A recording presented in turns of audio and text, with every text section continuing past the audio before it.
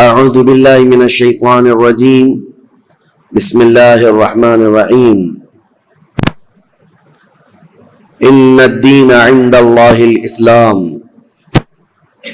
صدق اللہ مولانا العظیم۔ بارگاہ رسالت محمد صلی اللہ تعالی علیہ وسلم میں درود پاک کا ہدیہ پیش کریں۔ اللہم صلی علی سیدنا محمد معدن الجود والکرم وآلہ واصحابہ الکرام وابنہ الکریم وبارک وسلم صلاۃ دائمۃ سرمدا ابدا۔ عزیزان گرامی وقار، تاریخ اسلام کی سچائیاں آپ کے سامنے بیان ہوتی جا رہی ہیں۔ خلافت راشدہ کا دور ختم ہوا 40 ہجری میں، چونکہ نبی مکرم مخبر صادق رسول اکرم صلی اللہ تعالی علیہ وسلم کا فرمان علی شان بھی تھا، الخلافت بعدی 30 ثم الملوک، میرے بعد خلافت 30 سال رہے گی، پھر بادشاہت آ جائے گی۔ تو یہ جو خلافت ہے اس کو خلافت راشدہ کہا جاتا ہے۔ اس کے بعد جو آئے ان کو بظاہر خلیفہ تو کہا جاتا ہے، لیکن اس حدیث پاک کی روشنی میں خلفائے راشدین کے بعد جو آئے ان کو بادشاہ کہا جاتا ہے، کیونکہ خلیفہ جو لفظ ہے یہ بہت ہی بامعنی لفظ ہے، اور خلافت جو جس کو زیب دیتی ہے اس کے اندر بہت سارے گر ہونی چاہیے، بہت سارے ہنر ہونے چاہیے، بہت سارے اخلاق حمیدہ ہونی چاہیے۔ خلافت راشدہ کا جو دور ہے 30 سال چلا، یہ اسلام کا سنہری دور ہے، بلکہ اس کو خلاصہ اسلام کہا جاتا ہے۔ یعنی خلفائے راشدین کا جو دور ہے، اسلام کی ترویج و اشاعت اور اس کا صحیح چہرہ لوگوں تک پوری دنیا میں پہنچانے میں یہ دور بڑا اہم کردار رکھتا ہے۔ پھر اسلام پھیلتا رہا، لیکن اس دور کی مثال نہیں مل سکتی۔ یہ چاروں خلفاء، سیدنا ابوبکر صدیق، سیدنا عمر ابن خطاب، سیدنا عثمان ابن عفان اور سیدنا علی بن ابی طالب رضوان اللہ تعالی علیہ مجمعین کے جو دور گزرے ہیں، لیکن اسلام کی یہ ترقیاں غیروں کو کب بھاتی، کب پسند آتی؟ رومیوں کو انہوں نے دھول چٹا دیا ہے، ایرانیوں کی سلطنت ختم ہو گئی ہے، افریقہ میں اسلام پہنچ چکا ہے، آرمینیا، آذربائیجان، رشیا کے قلب میں اسلام جا چکا ہے۔ تو ظاہر سی بات ہے دشمنان اسلام اس کو ویلکم کرتے ہوئے، استقبال کرتے ہوئے تو نہیں قبول کریں گے۔ دسیسہ کاریاں شروع ہو گئیں، فتنہ پردازیاں، فتنہ انگیزیاں۔ جو چھپے ہوئے لوگ تھے، بظاہر مسلمان تھے لیکن اندر سے وہ کافر تھے، ان منافقین نے اسلام کو نقصان پہنچانے کے لیے کوئی بھی حصہ چھوڑا نہیں۔ جیسے کہ میں نے 2 دن قبل بتایا تھا، سب سے پہلے فتنے کا بیج بونے والا جو شخص تھا عبداللہ بن سبا، یہودی تھا، اسلام میں آیا لیکن جماعتیں پیدا کر دی۔ اب خلافت راشدہ ختم ہوتے ہوتے ہی مسلمانوں میں جماعتیں آ گئی تھیں، یعنی مولا علی کرم اللہ وجہہ الکریم کا جو انتقال ہوا، آپ کی جو شہادت ہوئی، تقریباً 3 خلفاء کی شہادتیں ہوئی۔ حضرت عمر بھی شہید ہوئے، حضرت عثمان بھی شہید ہوئے، اور حضرت علی کرم اللہ وجہہ الکریم یہ بھی شہید ہوئے۔ لیکن فرق یہ ہے کہ خلیفہ دوم حضرت عمر کی جو شہادت ہے وہ ایک غیر مسلم مجوسی کے ہاتھوں ہوئی، جو آگ کا پجاری تھا، اس کا اسلام سے لینا دینا نہیں تھا، اور اس نے اپنی ذاتی رنجش میں قتل کیا ہے۔ لیکن حضرت عثمان کا قتل مسلمانوں کی ایک باغی جماعت نے کیا، اور حضرت علی رضی اللہ تعالیٰ عنہ کا قتل بھی بظاہر مسلمان کہلانے والے تھے لیکن وہ کافر ہو چکے تھے، خارجی، لیکن نام کے وہ مسلمان ہی تھے، عبد الرحمن بن ملجم جس نے قتل کیا۔ تو اب یہاں سے آپ اندازہ کریں کہ مسلمانوں کے ہاتھ سے جب اتنے بڑے 2 خلیفہ قتل ہو گئے، شہید ہو گئے، تو پھر فتنہ پیدا ہو ہی چکا تھا، فتنہ عروج پر تھا۔ 2 جنگوں کا ذکر کل میں نے کیا تھا، ایک جنگ جمل اور ایک جنگ صفین۔ یہ جنگ جمل جو ہے سیدہ عائشہ صدیقہ رضی اللہ تعالیٰ عنہا تشریف لائی تھی اس جنگ میں، اور پھر وہ صلح ہو گئی، واپس وہ چلی گئی، حضرت علی بھی گئے، لیکن غلط فہمی سے دونوں فوجوں میں لڑائیاں ہوئی اور دونوں میں صحابہ بھی شہید ہوئے ہیں۔ اس جنگ کے بعد ایک اور جنگ ہوئی تھی جس کو جنگ صفین کہتے ہیں۔ یہ حضرت امیر معاویہ ملک شام سے نکلے تھے، چونکہ میں نے بتایا تھا آپ کو کہ حضرت عثمان غنی کے قتل کا بدلہ لینے کا سب سے زیادہ جو اعلان کر رہے تھے اس میں حضرت امیر معاویہ تھے، کیونکہ خاندان ایک ہی ہے، حضرت عثمان کا خاندان بھی اور حضرت امیر معاویہ کا خاندان بھی ایک ہی ہے۔ تو خون عثمان کا قصاص، بدلہ، اس نعرے سے وہ اٹھے تھے، اور اس کے بعد جنگ جمل کے بعد حضرت امیر معاویہ رضی اللہ تعالیٰ عنہ بھی فوج لے کر کے نکل پڑے تھے۔ حضرت علی کرم اللہ وجہ الکریم نے بہت ساری صلح کی کوششیں فرمائی، خطوط لکھے، لیکن جواب میں صرف ایک ہی جواب آتا تھا کہ خون عثمان کا بدلہ چاہیے۔ یہاں تک کہ ایک بڑے صحابی ہیں جریر بن عبداللہ بجلی، یہ گئے اور حضرت امیر معاویہ سے انہوں نے کہا، کیا آپ کو یہ نہیں معلوم کہ علی بن ابی طالب رسول اللہ صلی اللہ علیہ وسلم کی قرابت داروں میں سے، خاندان میں سے، اور صحابہ میں وہ افضل ترین ہے، پھر آپ کس طرح سے ان کے لیے جنگ کا ارادہ کر کے نکلتے ہیں؟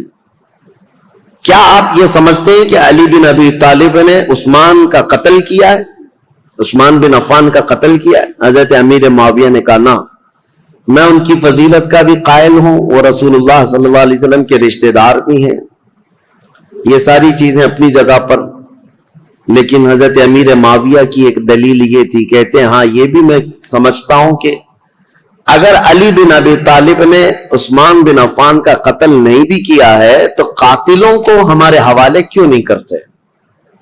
جنہوں نے قتل کیا ان کو ہمارے حوالے کریں۔ تو حضرت علی کرم اللہ وجہ الکریم کے پاس انہوں نے خط لا کر کے دیا کہ امیر معاویہ تو یوں کہہ رہے ہیں۔ حضرت علی نے کہا، مجھ سے وہ لوگ ایسی چیز کا مطالبہ کر رہے ہیں جو میرے ہاتھ میں ہے ہی نہیں۔ حضرت عثمان غنی کے قاتل کون ہیں یہ پتہ ہی نہیں ہے، تو کیسے ان کے حوالے کیا جائے؟ اگر میرے قابو میں ہوتے، میرے قبضے میں ہوتے، تو حضرت علی کہتے ہیں سب سے پہلے خون عثمان کا بدلہ لینے والا علی بن ابی طالب ہوتا، لیکن معاملات نہیں سلجھے، یہ حالات بڑھتے چلے گئے۔ پھر حضرت امیر معاویہ جو لشکر لے کر کے نکل پڑے اور ان دونوں جماعتوں کی ایک جگہ پر جا کر آمنا سامنا ہو گیا ان جماعتوں کا، مقام نہروان کے قریب۔ حضرت امیر معاویہ کے ساتھ جو فوج تھی وہ بھی بہت ہزاروں کی تعداد میں، اور حضرت علی رضی اللہ تعالیٰ عنہ کے ساتھ جو فوج تھی وہ بھی ہزاروں کی تعداد میں۔ لیکن حیرت کی بات یہ ہے کہ کچھ جو دور اندیش تھے، صحابہ تھے، وہ لڑائی ہونے نہیں دے رہے تھے۔ دونوں فوجیں میدان میں پڑاؤ تو کر لیں، یہ جمادی الاول کا شروع کا مہینہ تھا، اور جمادی الاخر آ گیا، یعنی 2 مہینے تک فوجیں وہیں پر رہیں لیکن لڑائیاں نہیں آمنے سامنے۔ اور حتیٰ کہ حالات ایسے ہو گئے کہ ادھر کی فوج ادھر کے لوگوں میں آ جاتی تھی پانی لینے کے لیے، ادھر کے لوگ ادھر جاتے تھے پانی لینے کے لیے، تو دوستی بھی ہو گئی 2 مہینے میں۔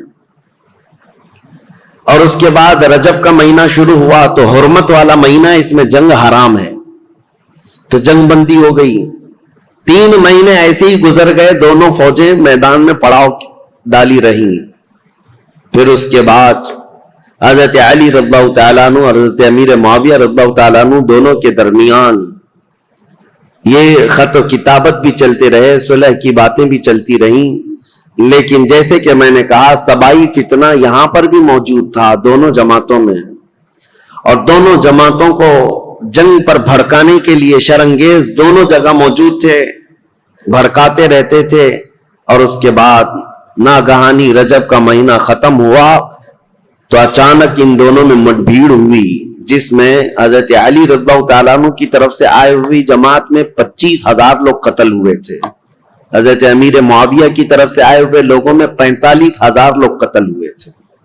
اس ایک جنگ میں 70,000 لوگ قتل ہوئے ہیں، یہ معمولی چیز ہے؟ 70,000 لوگ کام آ گئے، جان سے ہاتھ دھو بیٹھے، حتیٰ کہ قتل اتنا ہو چکا تھا کہ ایک ایک دن جنگ کو روکنا پڑتا تھا میتوں کو یعنی کفن پہنانے کے لیے، نماز پڑھنے کے لیے، دفن کرنے کے لیے۔ ہزاروں عورتیں بیوہ ہو گئیں، ہزاروں کی تعداد میں بچے یتیم ہو گئے اس ایک جنگ میں۔ پھر حضرت امیر معاویہ نے سمجھ لیا، کیونکہ شامی فوج جو ہے اب کمزور پڑ گئی تھی جو حضرت امیر معاویہ کے ساتھ آئی تھی، اور حضرت علی کے ساتھ جو فوج لڑ رہی تھی وہ عراقی فوج تھی، کیونکہ حضرت علی کا دارالخلافہ کوفہ تھا جو عراق میں ہے۔ عراقی فوج اور شامی فوج دونوں میں لڑائیاں ہیں، اور حجاز کے لوگ یعنی مدینہ، مکہ، یہاں کے سب لوگ حضرت علی کرم اللہ وجہہ الکریم کے ساتھ تھے۔ اب حضرت امیر معاویہ نے یہ جب دیکھا کہ شامی فوج 45,000 کی تعداد میں قتل ہو گئی، جو اب تک کی کسی بھی جنگ میں اتنی بڑی تعداد قتل نہیں ہوئی تھی، یہ بہت بڑی تعداد ہے، تو انہوں نے پھر یہ اپنی فوج میں تقریر کرنا شروع کیا کہ اگر شامی فوج اس طرح سے ماری جانے لگ جائے تو پھر جو ہم نے علاقے فتح کیے تھے رومن ایمپائر سے، وہ تو رومی فوجی عیسائی سب پھر سے ملک شام پر حملہ کریں گے، ہمارے علاقے حاصل کر لیں گے۔ اور پھر حضرت امیر معاویہ نے عراقی فوج کو بھی بتایا کہ اے عراق کے رہنے والوں، تمہارے بھی 25,000 قتل ہو گئے، اسی طرح سے اگر تمہارا بھی قتل جاری رہا اور یہ جنگ جاری رہی تو جو تم نے علاقے فتح کیے پرشین ایمپائر سے، یعنی ایران کی جو پہلی کی حکومت تھی کسرا کی، اس سے جو علاقے تم نے فتح کیے، یہ پرشین ایمپائر کے لوگ جو پجاری ہیں آگ کے، وہ دوبارہ عراق کو حاصل کر لیں گے اور تمہارے پاس اپنے آپ کو بچانے کے لیے لوگ نہیں رہیں گے۔ یہ حکمت کے ساتھ، ظاہر سی بات ہے اتنا قتل ہونے کے بعد اب دونوں کے درمیان فکر آ گئی۔ حضرت علی کرم اللہ وجہہ الکریم نے جب یہ بات سنی تو عراقیوں کو پوچھا تو عراقی پیچھے ہٹنے کو تیار نہیں تھے، کہا کہ اب امیر معاویہ کی فوج کمزور پڑ رہی ہے اس لیے ایسی باتیں کر رہے ہیں، وہ صلح کرنے کو تیار نہیں تھی فوج۔ تو حضرت امیر معاویہ نے ایک ترکیب نکالی، 5 بڑے بڑے اپنے شام کے لوگوں کو بلایا، کیونکہ حضرت امیر معاویہ بہت ہی مدبر آدمی تھے، سیاست میں ان کا کوئی مثل نہیں ملتا، بلکہ ان کو کہتے ہیں پورے عرب کا ذہن، پورے عرب کی عقل ان کے پاس تھی۔ حضرت امیر معاویہ انہوں نے 5 بڑے بڑے قرآن مصحف جس میں قرآن لکھا ہوا تھا، قرآن پاک کے نسخے منگوائے اور کہا قرآن پاک کو اٹھاؤ اور ہم یہ اعلان کرتے ہیں کہ ہم آپس میں قرآن کو حکم بنائیں گے اور اس کے مطابق اپنے آگے کے معاملات طے کریں گے۔ اگر حضرت علی رضی اللہ تعالیٰ عنہ اور ان کی فوج اس کا انکار کرتی ہے تو پھر ظاہر سی بات ہے یہ تو کفر ہو جائے گا، قرآن کو حکم ماننے سے انکار کرنا۔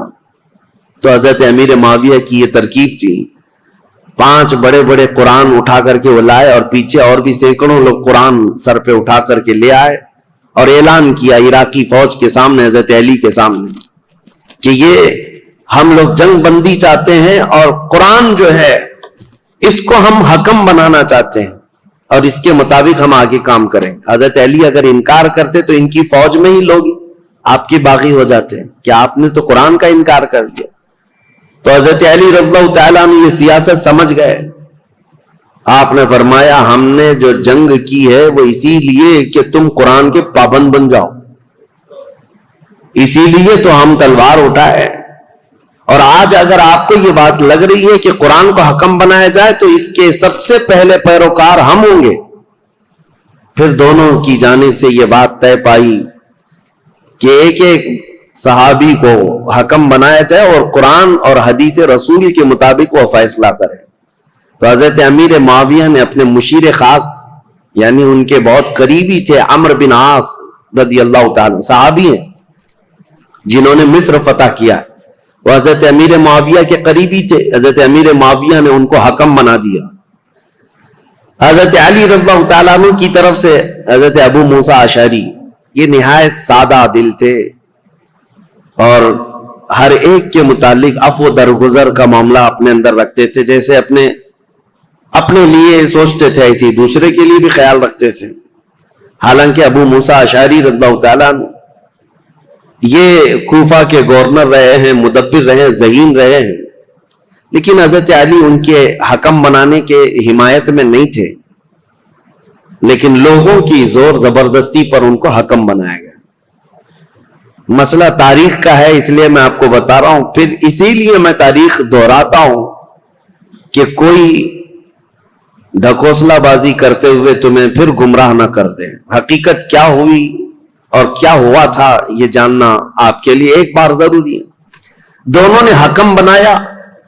حضرت عمرو بن عاص یہ ہمیشہ اپنے تدبر اور تفکر کو کام میں لاتے، اور جب بھی حضرت ابو موسیٰ اشعری آتے تو ان کا نہایت شاندار استقبال اور تعظیم و تکریم کرتے اور کہتے، ابو موسیٰ اشعری آپ مجھ سے رتبے میں بڑے ہیں، آپ رسول اللہ کے صحابی ہیں، آپ سے پہلے میں ہو ہی نہیں سکتا۔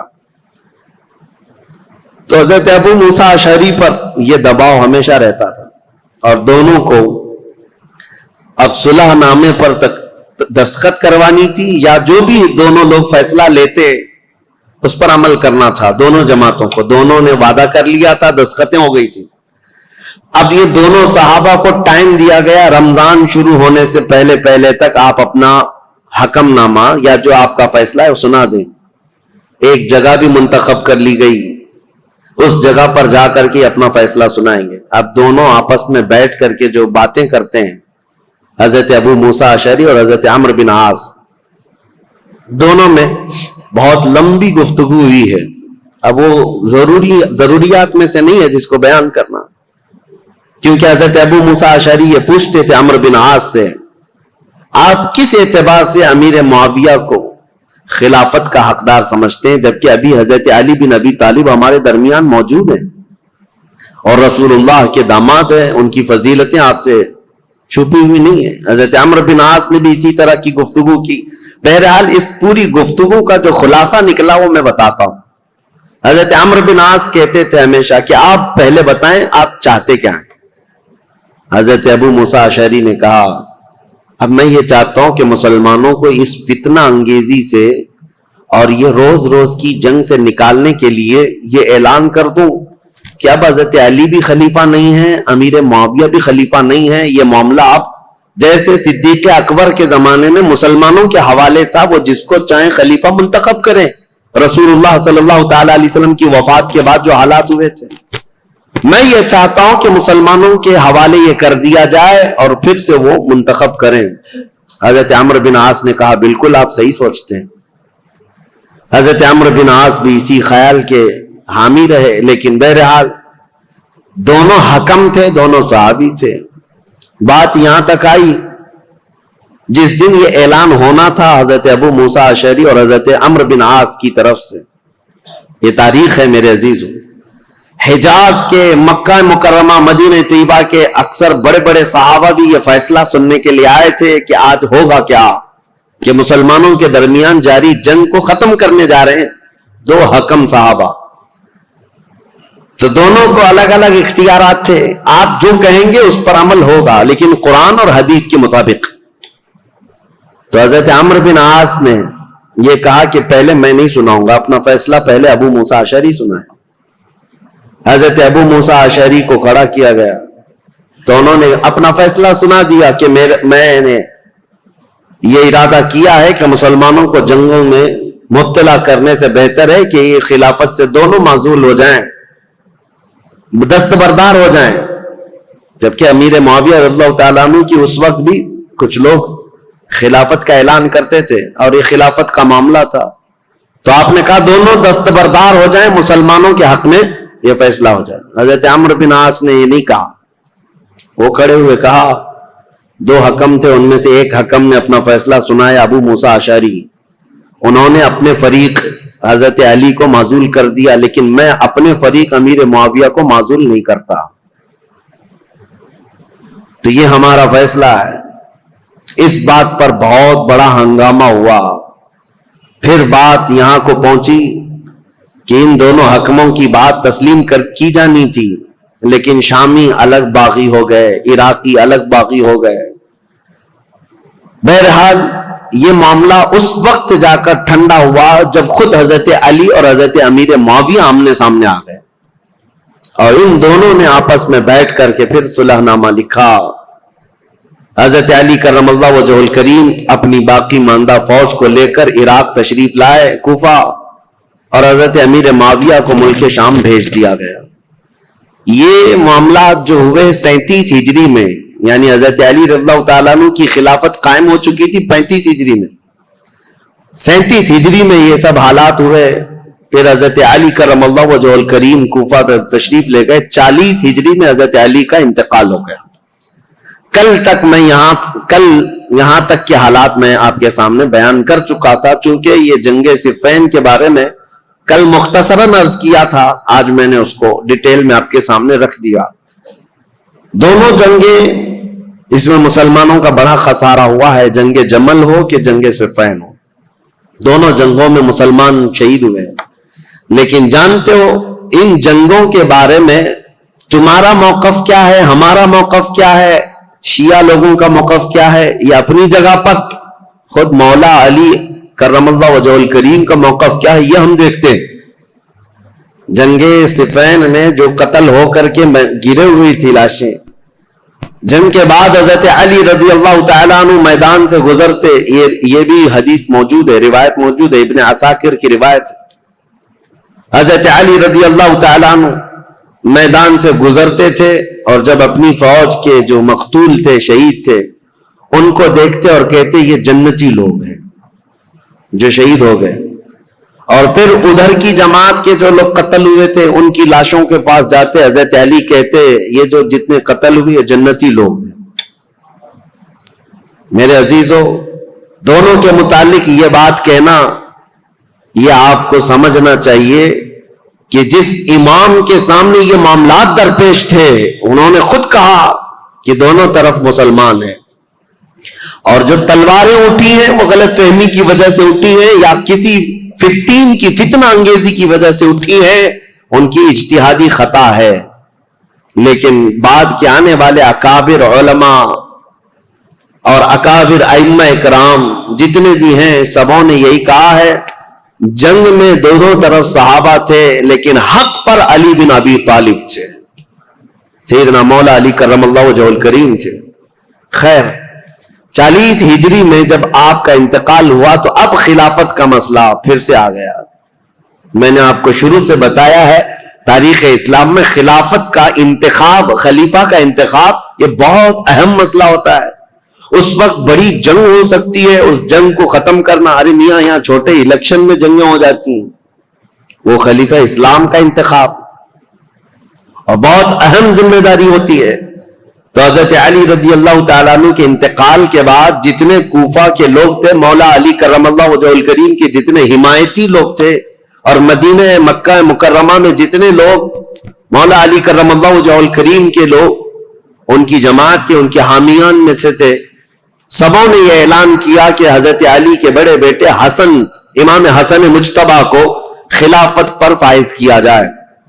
حضرت امام حسن کو لوگوں نے بٹھا دیا کرسی خلافت پر اور سب ان کے ہاتھوں پر بیعت کرنے لگے.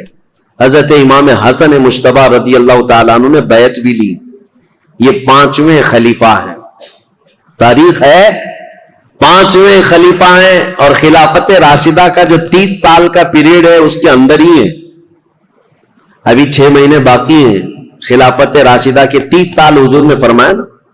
یہ سارے 29 سال ہوئے تھے حضرت ابوبکر صدیق سے لے کر حضرت علی تک. جب حضرت علی کا انتقال ہوا سارے 29 سال ہوئے تھے. اور اسی کے بعد حضرت امام حسن نے بھی اعلان کیا، اور ادھر ملک شام میں دمشق میں حضرت امیر معاویہ نے اپنی خلافت کا اعلان کیا. اور شام کے جتنے لوگ تھے وہ سب کے سب حضرت امیر معاویہ کے ہاتھ پر بیعت کر لی. اب یہ خلافت کا تنازع، یعنی بیک وقت 2 خلیفہ کا اعلان، یہ سب سے پہلے خلافت راشدہ کے بعد ہوا.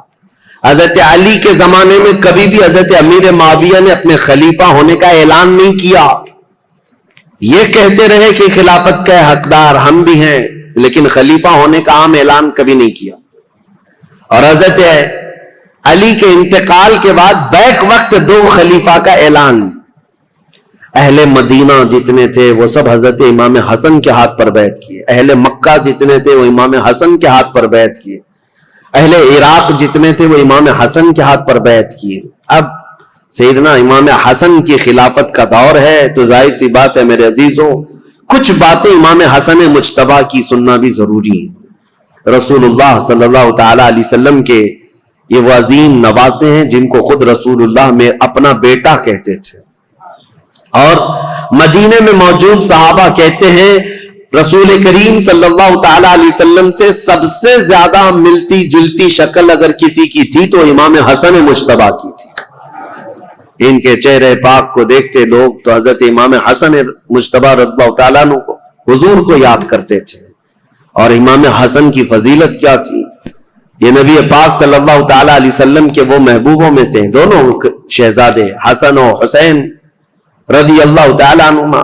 حضرت ابو ہریرہ رضی اللہ تعالیٰ عنہ ان حدیثوں کے راوی ہیں جنہوں نے مدینہ طیبہ میں خود اپنی آنکھوں سے دیکھا ہے حضور اکرم صلی اللہ تعالیٰ علیہ وسلم کس قدر ان دونوں شہزادوں سے پیار کرتے.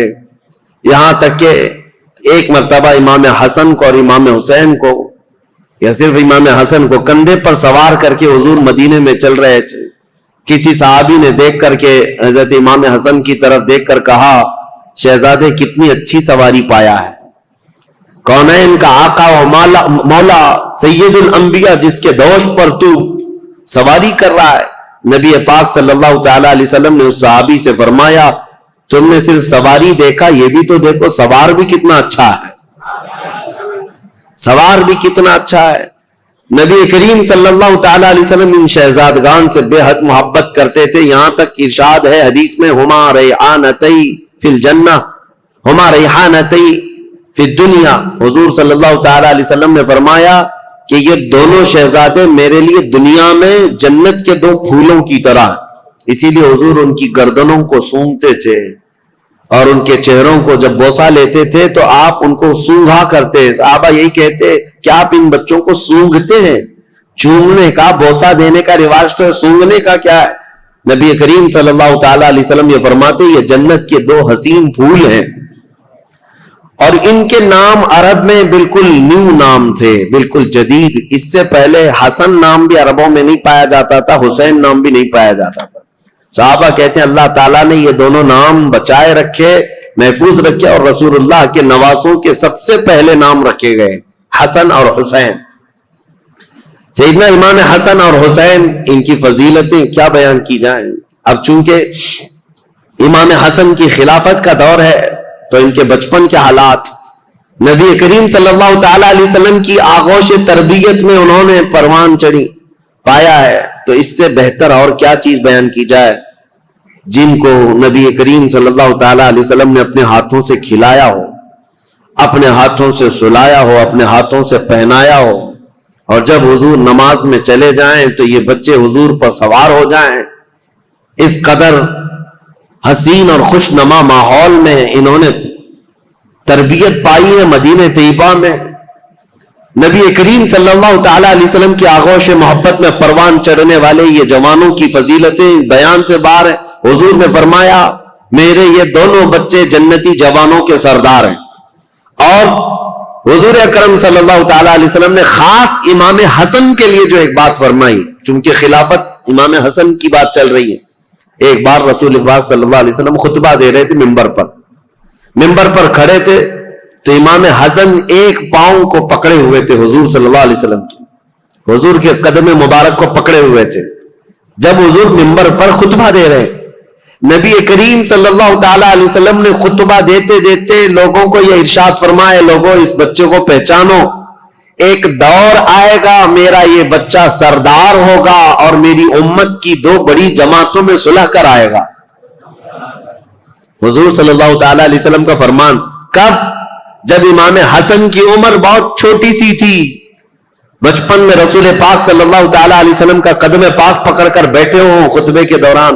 اس وقت رسول اللہ نے یہ بشارت دی تھی کہ میرا یہ بیٹا سردار ہوگا اور دو بڑی جماعتوں میں صلح کرائے گا.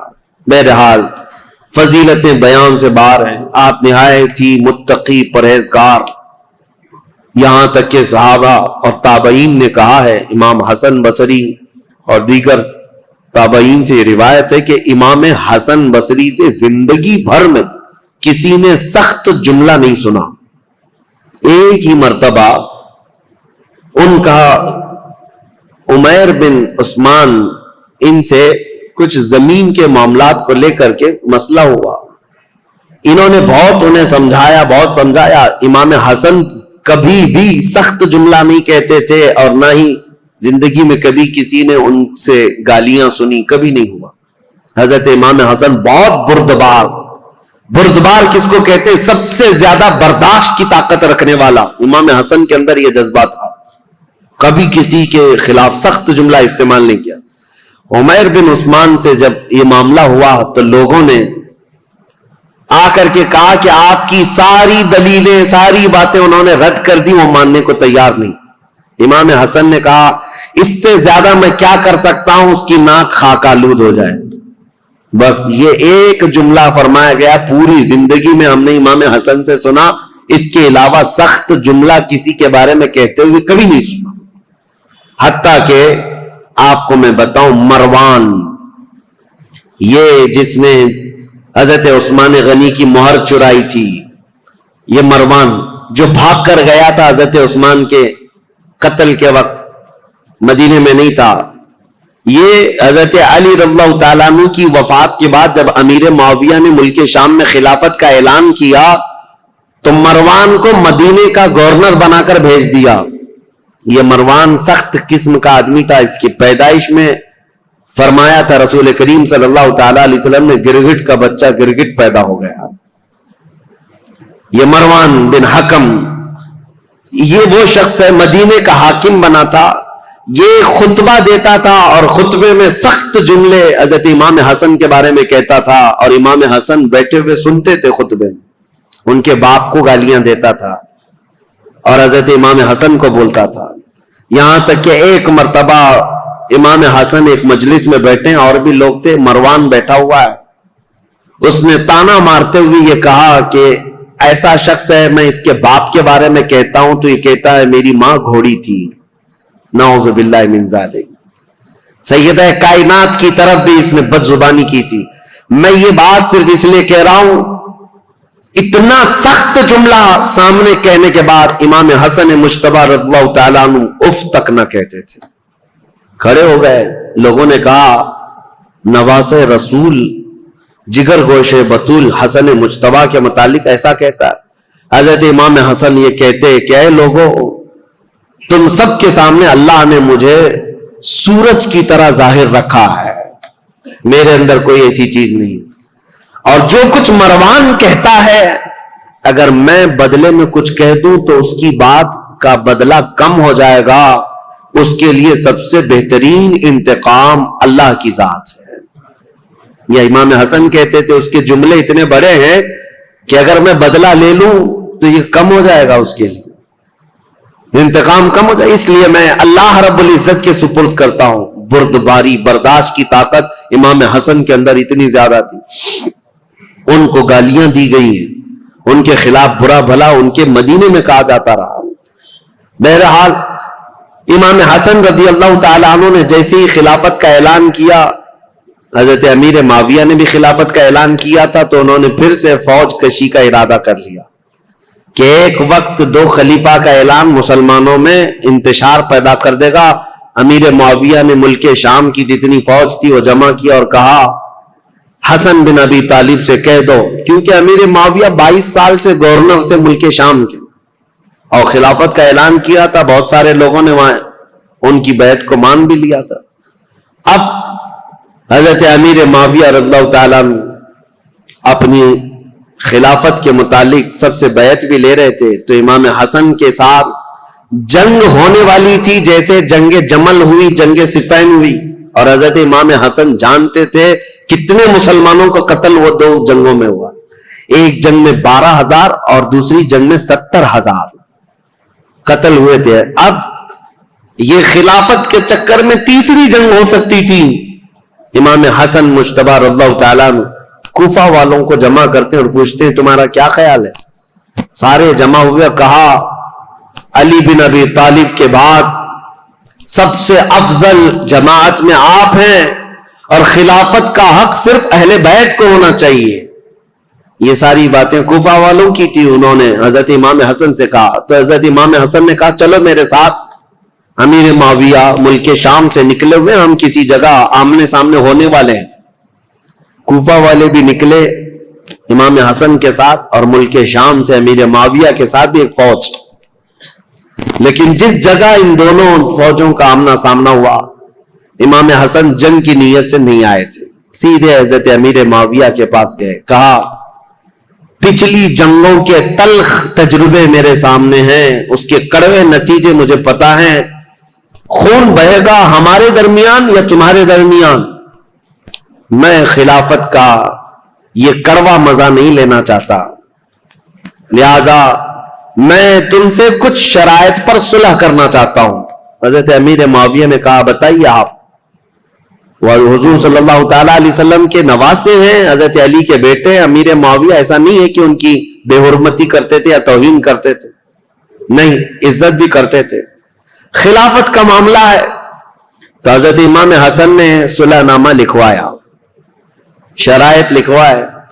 اس میں پہلی یہ تھی کہ امیر معاویہ کے انتقال کے بعد خلافت پھر امام حسن کے پاس آ جائے گی. دوسری یہ تھی کہ جو علاقے مدینے کے, مکہ کے جو لوگ حضرت علی کرم اللہ تعالی وجہ الکریم کے حامی ہیں, ان سے کوئی سختی نہیں کی جائے گی, باز پرس نہیں کیا جائے گا, یا جو جنگوں میں تمہارے سامنے آ چکے تھے ان سے کوئی بدلہ نہیں لیا جائے گا, کیونکہ اب آپ خلیفہ بن رہے ہیں. آپ کے خلاف جو جنگیں ہوئی ہیں اس زمانے میں, اب ان کو پکڑ پکڑ کر کے مارا جائے یا ان کو قید کیا جائے, یہ نہیں ہوگا. یہ سب شرطوں میں حضرت امام حسن نے لکھوایا اور کہا کہ اہل حجاز, مکہ مدینے والوں کا اور اہل بیت کا خاص خیال کیا جائے. حضرت امیر معاویہ نے ان تمام شرائط کو قبول کر لیا, سب منظور ہے. پھر ہر سال 1,00,000 دینار امام حسن مجتبی رضی اللہ تعالیٰ عنہ کو نظر کیے جانے پر یہ صلح منظور ہوئی. حضرت امیر معاویہ واپس چلے گئے اور امام حسن بھی اپنی فوج کو لے کر واپس آئے, اور کوفہ میں آپ نے منبر پر کھڑے ہو کر کے اعلان کیا کہ اے لوگوں, میں اس خلافت سے دستبردار ہو گیا جس کے لیے مسلمانوں کا خون بہتا جا رہا ہے. میں نے معاویہ بن ابی سفیان کے حوالے اس خلافت کا ذمہ دے دیا ہے. یہ اعلان کرنے کے بعد اب پورے خطہ اسلام میں ایک ہی خلیفہ تھا, وہ امیر معاویہ کی ذات. امام حسن 6 مہینے تک خلیفہ رہے اور 6 مہینے کے بعد دستبردار ہو گئے. اس اعتبار سے خلفائے راشدین میں حضرت امام حسن کا بھی نام آتا ہے.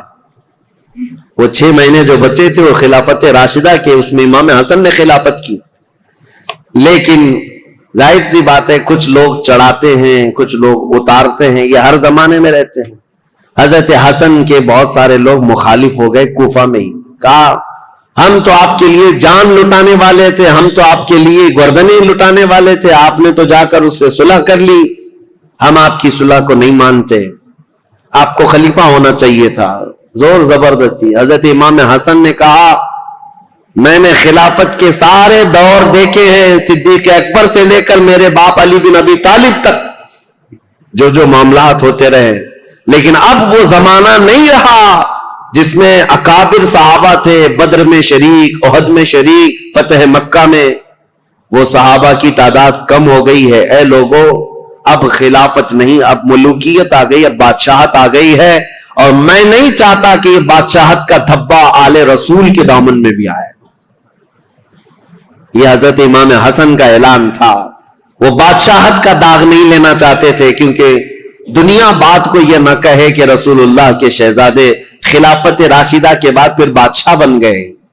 نہیں, میرے آقا صلی اللہ تعالی علیہ وسلم جن شہزادوں کو چوما کرتے تھے, ان شہزادوں نے خلافت کو یوں دے دیا. حضرت امیر معاویہ کے جانے کے بعد میرے عزیزوں, یہ ایک ایسی عظیم صلح تھی پورے اسلامی تاریخ میں جس نے بہت بڑی جنگ کا ناکہ بند کر دیا تھا. ختم ہو گئی, جنگیں ختم ہو گئی. اب یہاں پر ان کی صلح کے بعد رسول مختار صلی اللہ تعالی علیہ وسلم کی وہ حدیث یاد کرو جب میرے آقا نے منبر پر کھڑے ہو کر کے امام حسن مجتبی کے لیے کہا تھا میرا یہ بیٹا سردار ہوگا اور میری امت کی 2 بڑی جماعتوں میں صلح کرائے گا. اس مخبر صادق صلی اللہ علیہ وسلم کے فرمان کو امام حسن نے سچ ثابت کر دکھایا. میرے عزیزو، تخت پر بیٹھنا یہ کمال کی بات نہیں، نیچے چل کر کے بادشاہ بننا یہ بہت بڑے کمال کی بات ہے. امام حسن خلافت سے دستبردار تو ہو گئے، لیکن لوگوں کے دلوں سے کبھی ان کی محبت کم نہیں ہوئی. لوگوں کے دلوں میں ان کے لیے احترام کا جذبہ بہت زیادہ تھا. آج بھی میرے عزیزوں، میں ایک حیرت کی بات ہے آپ کو بتاؤں، مدینہ طیبہ میں جانے کے بعد ان ظالم نجدیوں نے جنت البقیع کے جتنی قبریں تھی بلڈوزر سے سب کو منہدم کر دیا، صاف کر دیا.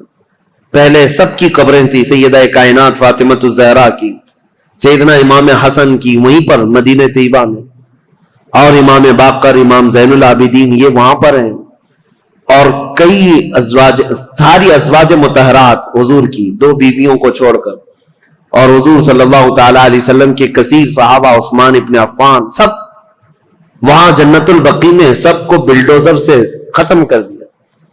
لیکن آج بھی جاؤ مدینہ طیبہ، صبح شام حاضریاں تو ہوتی ہیں، دروازہ کھلتا ہے، ایک نہیں ہزاروں کی تعداد میں سارے مومنین جاتے ہیں، جنت البقیع جاتے ہیں، ڈھونڈتے رہتے ہیں آج بھی. اور قبریں نہ بھی ملے تو انہیں ان صحابہ کو اور ان اکابر کو یاد کر کے روتے ہیں اور دعائیں کرتے ہیں اور واپس آتے ہیں. میں پوچھنا چاہتا ہوں، قبروں کو منہدم کر دینے کے بعد پورے کروڑوں مسلمانوں میں سے کسی کے بھی دل میں سیدہ فاطمۃ الزہرا کی عظمت کم ہوئی؟ کیا امام حسن مجتبی کی قبر کو ڈھا دینے کے بعد ان کی عظمت کسی کے سینے میں کم ہوئی؟ ان ظالموں کو یہ خبر نہیں، ان کے مقامات و مراتب صرف قبروں سے نہیں ہے. اللہ جسے مقام دیتا ہے وہ صبح قیامت تک عطا کرتا ہے. یہ ہمارے دلوں میں ان کی عظمت ہے. سیدنا امام حسن مجتبی رضی اللہ تعالیٰ عنہ نے خلافت امیر معاویہ کے حوالے کر دیا. چونکہ ہمارا موضوع جو چل رہا ہے وہ تاریخ اسلام ہے، تو تاریخ کو لے کر کے چلنا ہے مجھے کربلا تک. کربلا کے واقعات کیسے پیش آئے اب آپ کا ذہن بن گیا ہوگا. جب حضرت عثمان کے زمانے سے اتنے معاملات چل رہے تھے تو پھر کربلا آنے تک کے معاملات کیا کیا ہوئے ہوں گے. اب آپ کا ذہن خود ہی فیصلہ کرے گا کیا کیا ہوئے ہوں گے. ٹھیک ہے، حضرت امیر معاویہ آ گئے، والی شام ہی نہیں بلکہ پوری خلافت اسلامیہ کے آپ امیر بن گئے. اب ظاہر سی بات ہے امیر معاویہ 40 ہجری میں خلیفہ بنے تو ان کا زمانہ خلافت جو ہے 60 سال تک رہا ہے، یعنی تقریباً 60 ہجری تک رہا ہے. 20 سال آپ نے خلافت کی ہے. تو اب ان کی بھی کچھ سیرت آپ کے سامنے رکھنا ضروری ہے. کون ہے امیر معاویہ؟ کون ہے یہ جو اب 20 سال خلافت کیا؟ خلفائے راشدین کے بعد سب سے لمبا دور ان کو ملا ہے، اور 22 سال پہلے گورنر رہے. کل 42 سال انہوں نے ملک شام کی رسی پکڑی ہے، باغ ڈور سنبھالا ہے. تو 42 سال تک مسلمانوں پر حکمرانی کرنے والے امیر معاویہ کون ہے؟ ان کی تاریخ بھی ضروری ہے. لیکن ان کی تاریخ سے پہلے میں امام حسن مجتبی رضی اللہ تعالیٰ عنہ کی خلافت کا دور تو ختم ہوا، لیکن آپ کی زندگی پاک موجود تھی. 3 سال تک اور بھی آپ رہے خلافت ختم ہونے کے بعد بھی. اور اس کے بعد حضرت امام حسن کوفہ میں نہیں مدینہ طیبہ میں رہنے لگ گئے. مدینہ طیبہ میں ایک آپ کی عادتیں، آپ کی خصلتیں بہت ساری اہم ہیں. اس میں تو ایک چیز یہ، آپ کثرت سے آپ نے شادیاں کی ہیں اور طلاق بھی دی ہیں. اس کی ایک وجہ یہ بتائی جاتی تھی کہ لوگ، حضرت علی جو ہے اعلان کرتے بھی تھے منبر پر کہ اے لوگوں، کوفہ کے لوگوں، میرے بیٹے حسن کو اپنی بیٹیاں مت دینا، یہ طلاق دے دیتا ہے. اس کے باوجود لوگ قبیلہ در قبیلہ آ کر کہتے ہم تو اپنی بیٹیاں دیں گے. وجہ یہ ہے کہ لوگ اپنی بیٹیوں کا رشتہ رسول اللہ کے خاندان سے جوڑنا چاہتے تھے کہ نسبت حاصل ہو جائے. اور حضرت امام حسن مجتبی رضی اللہ تعالیٰ عنہ نے صرف نسبت دینے کے لیے شادیاں فرمائیں. اخیر زمانے میں جب آپ مدینہ طیبہ میں تھے تو سیدنا حسن ابن علی بن ابی طالب رضی اللہ تعالیٰ عنہ کو زہر دیا گیا. پہلے آپ کو دودھ میں کوئی زہر دیا گیا اور یہ تاریخ میں آپ کو بتاؤں، جیسے ہی آپ کو زہر دیا گیا رات کو ایسا تڑپتے تھے پوری، اور آپ کو جب بے چینی ہوتی، بے قراری ہوتی، تو حکیم کو نہیں بلاتے تھے، دوڑ کر کے روضہ رسول کے پاس آتے تھے، نبی کریم صلی اللہ تعالی علیہ وسلم کے روضے کو پکڑ کر کے لپٹ جاتے تھے، اور تھوڑی دیر کے بعد حضرت امام حسن کے منہ سے وہ زہر نکل جاتا یا قے ہو جاتی، اور آپ کو آرام مل جاتا اور آپ آتے۔ ایک بار ہوا، دو بار ہوا، دوسری مرتبہ بھی زہر دیا گیا، اب اس کے بعد پھر آپ روضہ رسول پر آتے تھے اور اللہ کے حبیب صلی اللہ تعالی علیہ وسلم سے استغاثہ کرتے۔ لوگ آج ہم سے یہ سوال کرتے ہیں کہ حضور کے انتقال کے بعد، وفات کے بعد مانگنا حرام ہے؟ ان کے نواسے زہر پینے کے بعد خود رسول اللہ کی بارگاہ میں حاضر ہوتے اور شفا کی امید سے جاتے کہ اگر میرا مصطفیٰ دعا کر دیں تو اللہ تعالیٰ شفا عطا فرمائے گا۔ اور یہی حسن مجتبیٰ کا عقیدہ ہے جو بریلی کے امام نے دیا تھا۔ کیا ہے؟ بریلی کے امام نے یہ ہمیں بتایا تھا، شافی و نافی ہو تم، وافی و کافی ہو تم، درد کو کر دو دوا، تم پہ کروڑوں درود۔ حضرت حسن مجتبیٰ رضی اللہ تعالیٰ عنہ کو تیسری مرتبہ شربت میں ہیرے کی انی کاٹ کر کے، ٹکڑے کر کے، ہیرا جو ہوتا ہے اس کا جو برادہ ہوتا ہے پاؤڈر، یہ شربت میں ملا کر حضرت امام حسن کو پلایا گیا تھا، اور جیسے ہی یہ پلایا گیا حضرت امام حسن رضی اللہ تعالیٰ عنہ کے پیٹ میں اتنی سخت تکلیف ہوئی کہ پوری انتڑیاں کٹ کٹ کر کے آپ کے منہ سے باہر آ گئی۔ ہیرا اگر کٹا ہوا ہیرا اگر کسی کے پیٹ میں چلا جائے تو وہ پوری انتڑیوں کو اور کلیجے کو سب کو پھاڑ دیتا ہے۔ حضرت حسن مجتبیٰ رضی اللہ تعالیٰ عنہ کو ہیرے کی انی کاٹ کر کے شربت میں ملا کر پلایا گیا، اور انتڑیاں کٹ کر کے جب باہر آتی تھیں اس وقت بھی آپ روضہ رسول کے پاس تھے۔ امام حسین رضی اللہ تعالیٰ عنہ اس وقت آپ کے پاس موجود تھے، اور آپ لپٹ کر کے روتے تھے اور کہتے تھے، بھائی جان آپ کو پتا ہے کس نے آپ کو زہر دیا اور کون یہ کام کر رہا ہے؟ اللہ کے لیے اللہ کا واسطہ دیتا ہوں، مجھے بتا دے۔ حضرت امام حسن کیا کہتے اپنے سگے بھائی امام حسین سے؟ کہتے کہ اگر میں بتا دوں جس کے بارے میں مجھے شک ہے، اور اگر وہ نہیں ہوا حقیقت میں، تو بلا وجہ میں کسی ایک شخص کے اوپر تہمت لگانے کے جرم میں قیامت کے دن پکڑا جاؤں گا،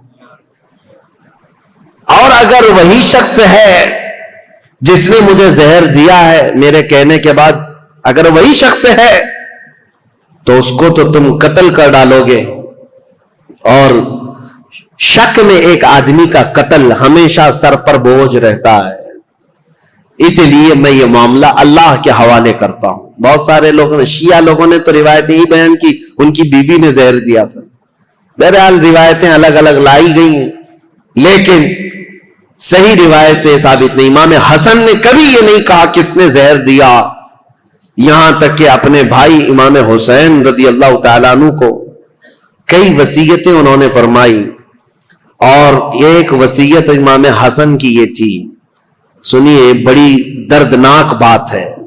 اپنے انتقال سے پہلے اپنے بھائی امام حسین سے کہا، میرے چھوٹے بھائی میری ایک خواہش ہے، میرا جب انتقال ہو تو ماں عائشہ صدیقہ کے پاس جائیں اور ان سے اجازت لیں، ان کے حجرے میں جہاں رسول اللہ صلی اللہ تعالی علیہ وسلم دفن ہے، حسن کو بھی جگہ دے دی جائے، میں وہیں دفن ہونا چاہتا ہوں، اور اگر اس مسئلے میں کوئی اختلاف ہو جائے یا کوئی تعرض کرے یا کوئی معاملہ پیش آنے لگ جائے تو پھر تمہارے لیے وصیت ہے کہ میری ماں کے قدموں میں جنت البقیع میں دفن کر دیا جائے۔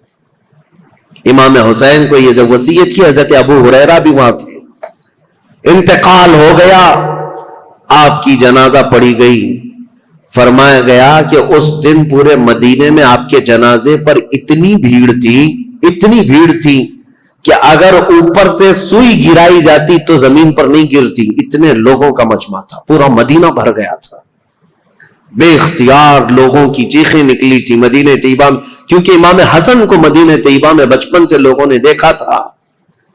اب حضرت امام حسین سیدہ عائشہ صدیقہ کے گھر آئے، ام المومنین اس وقت باحیات تھیں، सैयदा आयशा सिद्दीक़ा रज़ियल्लाहु ताला अन्हा से आकर के कहा कि मेरे भाई की ये ख्वाहिश थी कि रसूलुल्लाह सल्लल्लाहु ताला अलैहि वसल्लम के हुजरे में दफन हो जाएं। हजरत आयशा सिद्दीक़ा ने इजाजत दे दी, मेरी तरफ से इजाजत है, जाओ। रसूलुल्लाह सल्लल्लाहु अलैहि वसल्लम उनसे बेहद प्यार करते थे, बहुत मोहब्बत करते थे। अगर वो रसूलुल्लाह के पहलू में रहेंगे तो ये उनका हक है। इमाम हसन के लिए मां आयशा सिद्दीक़ा ने इजाजत दे दी। और जब इमाम हुसैन आए तो मदीने का जो गवर्नर था मरवान, जिसको गवर्नरी दी गई थी, वाली मदीना बना था, हाकिम था, ये आया और तलवार निकाल कर खड़ा हो गया। कहा कि जब यहां पर उस्मान बिन अफ़्फ़ान नहीं दफन हुए तो फिर मैं अली के बेटे को भी यहां दफन होने नहीं दे सकता। तलवार निकल गए। हज़रत इमाम हुसैन ने भी तलवार निकाली थी उस वक्त कि नहीं, ताकत के जोर पर ही सही मेरे भाई हसन का ये हक है, वो रसूलुल्लाह के कदमों में दफन होंगे। लेकिन जब ये जंग होने जैसी नौबत आई तो हजरत अमीर मुआविया, हजरत अबू हुरैरा रज़ियल्लाहु ताला अन्हु, जो कसरत से रसूलुल्लाह की हदीसों के रावी हैं, वो उस वक्त इमाम हुसैन के पास आए और कहा, पहले तो उन्होंने मरवान को इतनी डांट लगाई और कहा, तो जुल्म की तलवार अपने हाथ में पकड़ा है, तुझे पता है किसके मुतालिक ये बात की जा रही है? रसूलुल्लाह के नवासे हैं, जिनके घर से पूरी दुनिया में शरीयत निकली है, जिनके घर बेइजाजत जिब्राइल नहीं आते थे, तुझे पता है। और उसके बाद जब वो सरफिरा शख्स मरवान जंग पर आमादा था तो हजरत अबू हुरैरा ने इमाम हुसैन को यह समझाया, कहा, क्या आपको अपने बड़े भाई की यह वसीयत याद नहीं? इमाम हसन ने यह भी वसीयत की थी कि अगर मेरे जनाजे पर इख्तिलाफ हुआ, किसी ने तारुस किया, तो जोर जबरदस्ती और ताकत का इस्तेमाल ना करना, मेरी मां के कदमों में जन्नतुल बकी में दफन करना। इमाम हुसैन को जैसी उन्होंने ये वसीयत याद दिलाई, हजरत इमाम हुसैन पीछे हट गए और फिर इमाम हसन का जनाजा मुबारका जन्नतुल बकी में लाया गया और सैयदा फातिमतु ज़हरा रज़ियल्लाहु ताला अन्हा के कदमों में हजरत इमाम हसन हमेशा के लिए दफन हो गए। ये तारीख रसूल करीम सल्लल्लाहु ताला अलैहि वसल्लम के एक शहजादे की है। अब दौर था अमीर मुआविया का, 40 हिजरी के बाद जो दौर हुआ है। अमीर मुआविया ये अबू सुफियान के बेटे हैं। अबू सुफियान ये भी साहबी है। अमीर मुआविया की मां हिंदा है। मामला ऐसा है, लेकिन एक बात याद रखें, ये रसूलुल्लाह के सहाबा हैं, कभी भी इनके मुतालिक बदगुमानी ना पालना। पहले के हालात बहुत मुख्तलिफ रहे हैं, बहुत अलग रहे हैं। ये अबू सुफियान वही है जो जंगे बद्र में रसूलुल्लाह के मुकाबिल में आए थे, पूरा मक्का लेकर के, और जंगे उहद में भी हुजूर के मुकाबिल में रहे, जंगे खंदक में भी मुकाबिल में रहे, कई जंगों में हुजूर सल्लल्लाहु ताला अलैहि वसल्लम के आमने सामने आए। उस वक्त अमीर मुआविया भी उनके साथ ही रहे। लेकिन ये पूरा घराना अमीर मुआविया से लेकर अबू सुफियान और हिंदा, सारे लोग जिस दिन मक्का फतह हुआ 7 हिजरी, उस दिन रसूलुल्लाह सल्लल्लाहु अलैहि वसल्लम के दामन से वाबस्ता हुए, ईमान लाए। उससे पहले ईमान लाए हुए नहीं थे, लेकिन हुजूर का यह फरमान हमेशा याद रखना, मेरे आका ने मिंबर पर खड़े होकर के ऐलान फरमाया है, जो इस्लाम लाता है, इस्लाम लाना उससे पहले के सारे कामों को खत्म कर देता है। कुफ्र किया, शिर्क किया, गुनाह किया, जो कुछ भी किया था, लेकिन इस्लाम लाने के बाद पहली वाली चीजों का मुआखजा नहीं किया जाएगा। इस्लाम सारी चीजों को मिटा देता है जो इस्लाम लाता है। यह फरमान हमेशा याद रखें। तो सहाबा को उनके पुराने वाकयात याद दिला करके कभी तानो तशनी का निशाना नहीं बनाना। बहुत सारे ऐसे चोर आज आए हुए हैं सोशल मीडिया पे, ये खुद जलील लोग हैं, जो इन सहाबा की बात आती है तो ये कहते हैं कि ये लोग तो दुश्मनाने इस्लाम में थे, डर करके इस्लाम लाए थे। मक्का जब फतह हुआ तो इनके पास कोई चारा ही नहीं था, इसलिए इस्लाम लाए। जालिमों, तुम्हें क्या खबर कौन किस लिए इस्लाम लाया। एक बात मैं आपको बताऊं, हजरत उसामा बिन जैद रसूलुल्लाह सल्लल्लाहु अलैहि वसल्लम के बहुत चहेते साहबी हैं। हजरत जैद बिन हारिसा के बेटे उसामा बिन जैद, ये अक्सर रसूलुल्लाह के घर में बेतकल्लुफ आया जाया करते थे। एक जंग में रसूलुल्लाह ने इन्हें भेजा था, کفار و مشرکین سے مقابلہ کرتے کرتے پہاڑیوں سے کچھ لوگ اتر رہے تھے. حضرت اسامہ کے ہاتھ ایک آدمی آ گیا اور حضرت اسامہ نے اس پر تلوار تان لی. سامنے والے نے پڑھا لا الہ الا اللہ محمد رسول اللہ. اس کے باوجود اسامہ بن زید نے اس کو قتل کر دیا. کہا ابھی میرے ہاتھ میں آیا ہے اور کلمہ پڑھ رہا ہے, تلوار اٹھایا یہ دیکھ کر کلمہ پڑھ رہا ہے. لیکن جو صحابہ تھے ان کو یہ بات بری لگی. حضور صلی اللہ تعالی علیہ وسلم کے پاس آئے اور اس مسئلے کو رکھا. کہا یا رسول اللہ صلی اللہ علیہ وسلم, آپ کا فرمان تو ہے کہ جب کوئی کلمہ طیبہ پڑھتا ہو تو اس کے خلاف تلوار نہیں اٹھا سکتے, لیکن اسامہ بن زید نے آج ایک ایسے شخص کو قتل کر دیا جو کلمہ پڑھ رہا تھا سامنے. اسامہ بن زید کو حضور نے بلایا. یہ صحیح حدیث پاک ہے, مسلم شریف میں بھی ہے. نبی کریم صلی اللہ تعالی علیہ وسلم نے پوچھا ہے اسامہ کیا تم نے ایسا کیا ہے؟ اسامہ بن زید نے کہا یا رسول اللہ وہ تو ڈر کے مارے کلمہ پڑھ رہا تھا, میں نے جب تلوار اٹھائی تب وہ کلمہ پڑھ رہا تھا. حضور اتنے جلال میں آئے اور کھڑے ہو گئے اور کہا اے اسامہ کیا تو نے اس کا دل چیر کر کے دیکھا تھا کہ وہ ڈر کر کے پڑھ رہا تھا کہ اللہ کے لیے پڑھ رہا تھا؟ زندگی بھر حضرت اسامہ بن زید کو اس بات کی شرمندگی تھی, قلق تھا, ملال تھا. یاد رکھو میرے عزیزوں, جب اتنی بات کے لیے رسول کریم صلی اللہ تعالی علیہ وسلم نے ڈانٹ لگائی تھی تو پھر آپ یہ جو سوشل میڈیا میں بھونکتے ہیں کہ امیر معاویہ, ابو سفیان, ہندا, یہ سب تو ڈر کر کے اسلام لائے تھے, فتح مکہ کے دن ان کے پاس کوئی چارہ نہیں تھا, تو کس کے بارے میں بتاؤ گے؟ اگر پرانے واقعات نکالو گے تو ابو جہل کے بیٹے اکرمہ رضی اللہ تعالیٰ عنہ یہ بھی ایمان لائے, صحابی ہیں, باپ ابو جہل ہے. اور اگر اسی طرح پرانے معاملات لاؤ گے تو خالد بن ولید کے بارے میں کیا کہو گے, جنہوں نے مسلمانوں کی جیتی ہوئی جنگ کا پانسا پلٹ دیا تھا احد کے میدان میں. جنگ احد جو ہو رہی تھی اس میں مسلمان غالب آ گئے تھے, کفار و مشرکین کے دانت کھٹے کر کے ان کو بھگا دیا تھا, لیکن خالد بن ولید نے 200 لشکریوں کو پیچھے سے لا کر کے ایسا حملہ کیا تھا صحابہ پر جب یہ ایمان لائے ہوئے نہیں تھے, اور ایسا حملہ کیا تھا کہ 70 مسلمان شہید ہوئے ہیں جنگ احد میں. وہ خالد بن ولید نے پوری جنگ کا پانسا پلٹ دیا تھا. تو کیا آپ بلیم ان پر کرو گے؟ ان کی وجہ سے امیر حمزہ شہید ہوئے تھے, ان کی وجہ سے مصعب بن عمیر شہید ہوئے تھے, ان کی وجہ سے عبداللہ بن جہش شہید ہوئے تھے, حضرت حنزلہ, یہ سب صحابہ جو شہید ہوئے جنگ احد میں. نہیں میرے عزیزوں, جو کچھ بھی ہوا ہے یہ حالات کے تقاضوں کے ساتھ بڑھتا گیا, لیکن جب کبھی کسی نے ایمان قبول کر لیا, جو کوئی اسلام سے وابستہ ہو گیا, اس کے پرانے حالات نہیں یاد دلائے جاتے, بلکہ ان کے لیے اتنا ہی کافی ہے کہ وہ ایمان کی حالت میں میرے رسول اللہ کا دیدار کر لیا ہے. یہ مقام قیامت تک اب کسی کو ملنے والا نہیں ہے. حضرت ابو سفیان رضی اللہ تعالیٰ عنہ یہ اگرچہ جنگوں میں حضور کے خلاف آتے رہے, لیکن فتح مکہ کے بعد جب اسلام لائے تو دل کے ساتھ, عقیدت کے ساتھ اور یقین کے ساتھ ایمان لائے ہوئے صحابہ میں سے. اور ان کے بیٹے حضرت امیر معاویہ. اب امیر معاویہ کی پیدائش کا معاملہ میں بتاتا ہوں. ان کی ماں ہندا, یہ بھی صحابیاں ہیں, لیکن یہ وہی ہندا ہیں جنہوں نے احد کے میدان میں حضرت امیر حمزہ کا کلیجہ چبایا تھا.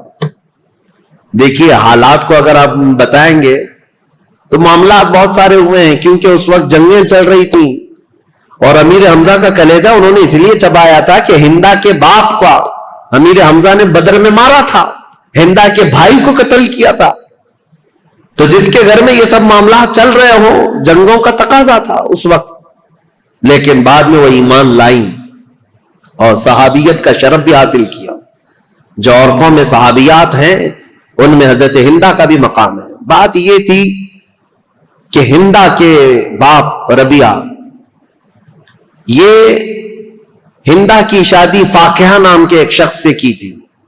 فاقیہ بڑا امیر آدمی تھا, مکہ کا رہنے والا, اور وہ ایک مرتبہ اپنے بیوی ہندا کے ساتھ بیٹھا ہوا تھا, اور اس وقت جتنے شاعر آتے تھے دور دراز سے وہ فاقیہ کے پاس آتے, وہ سب کو پیسے بہت لٹاتا تھا.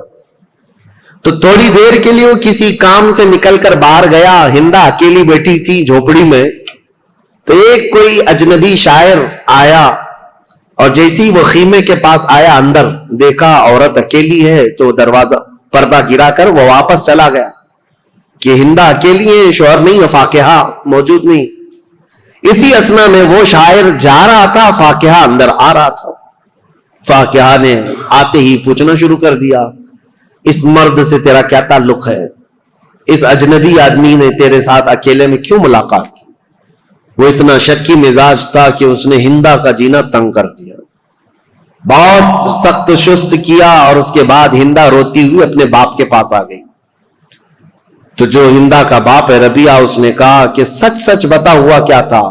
تو ہندا نے کہا جو اس وقت ان کے خداؤں کی قسمیں وہ کھاتی تھی سب کھائی. کہا کہ میرا دامن پاک ہے،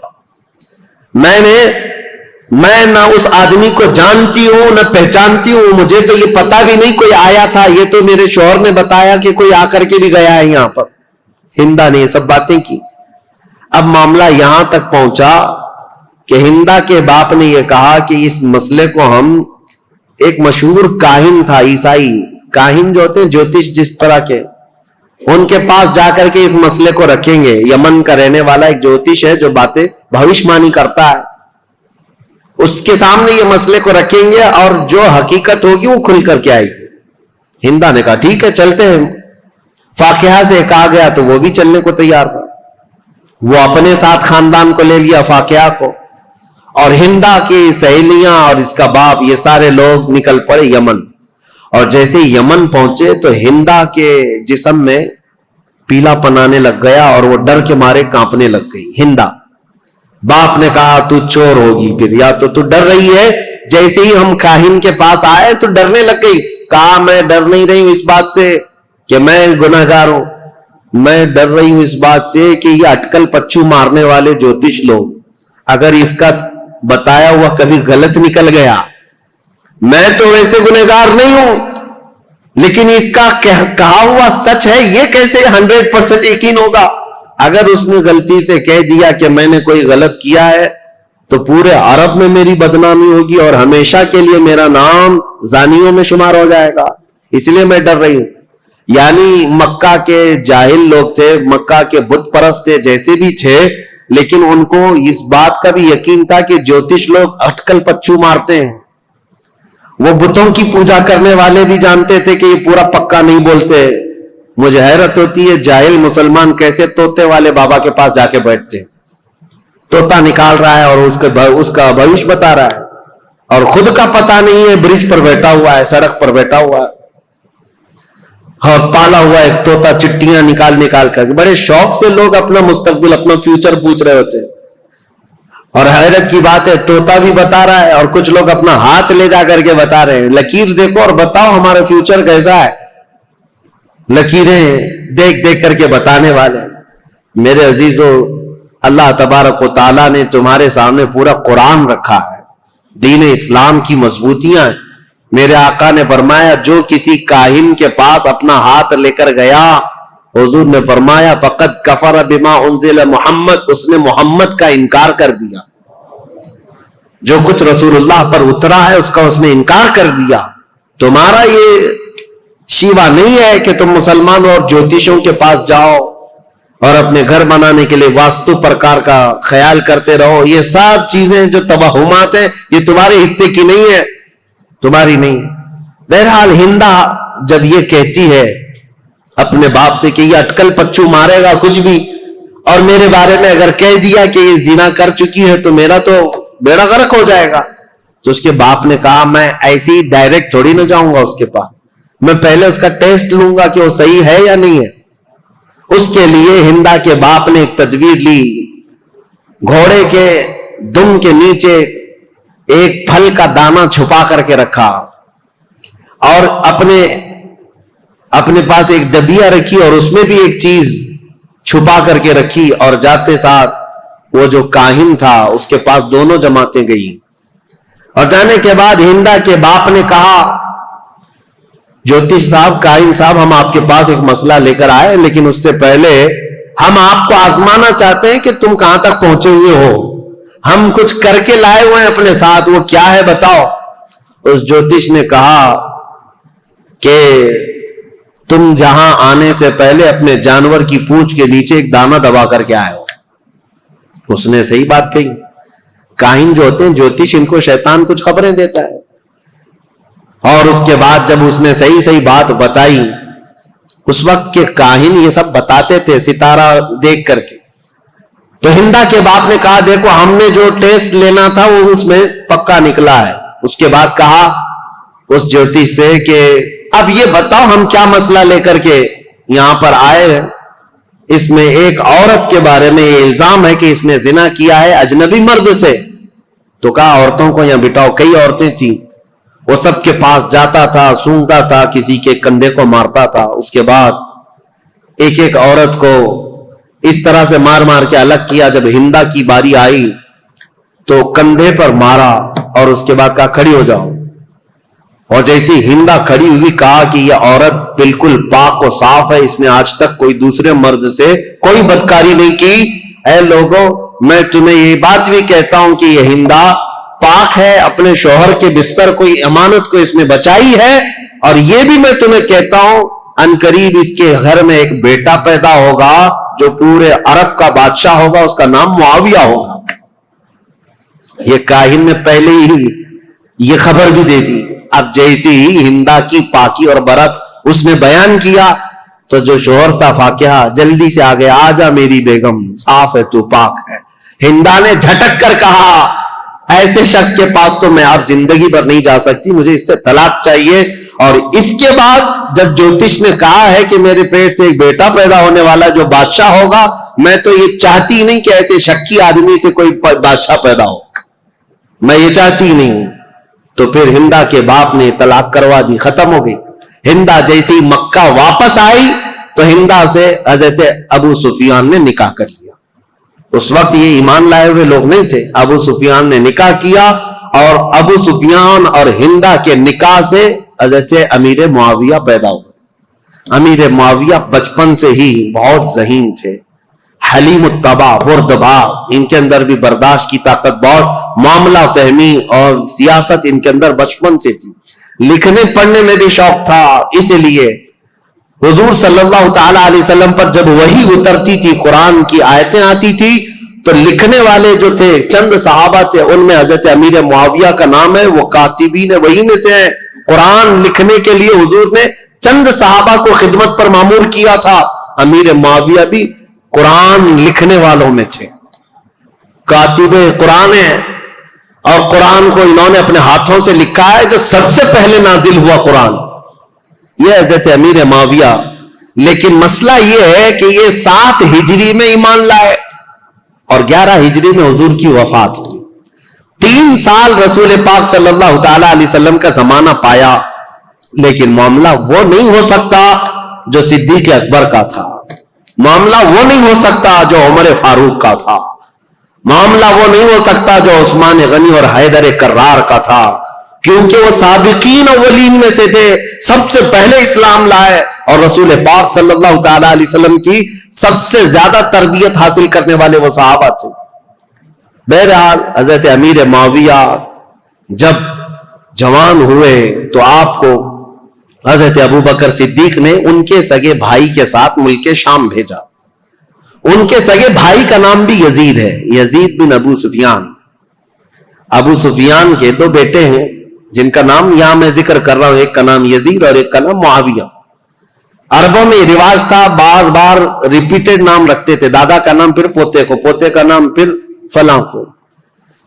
तो यजीद बिन अबू सुफियान ये बड़े भाई थे। हजरत अबू बकर सिद्दीक ने उनकी महारत की वजह से उनको मुल्क शाम में दिमश्क भेजा था।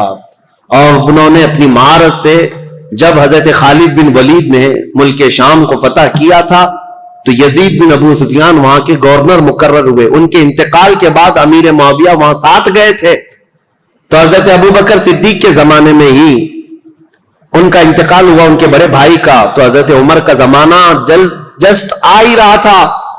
आपने खत लिख करके भेज दिया कि यजीद के जो भाई मुआविया हैं उन्हीं को वहां का गवर्नर बनाया जाए। तो अब ये रही तारीख अमीर मुआविया की। हजरत अमीर मुआविया वहां से गवर्नर बन गए मुल्क शाम के, दिमश्क के। चलती रही उनकी गवर्नरी। हजरत उमर का जमाना, हजरत उस्मान का जमाना, ये कुल मिलाकर 22 साल का जमाना होता है। حضرت عمر 10 سال، حضرت عثمان 12 سال. حضرت عمر کے کچھ زمانے کے بعد وہ خلیفہ گورنر بنے تھے بہرحال.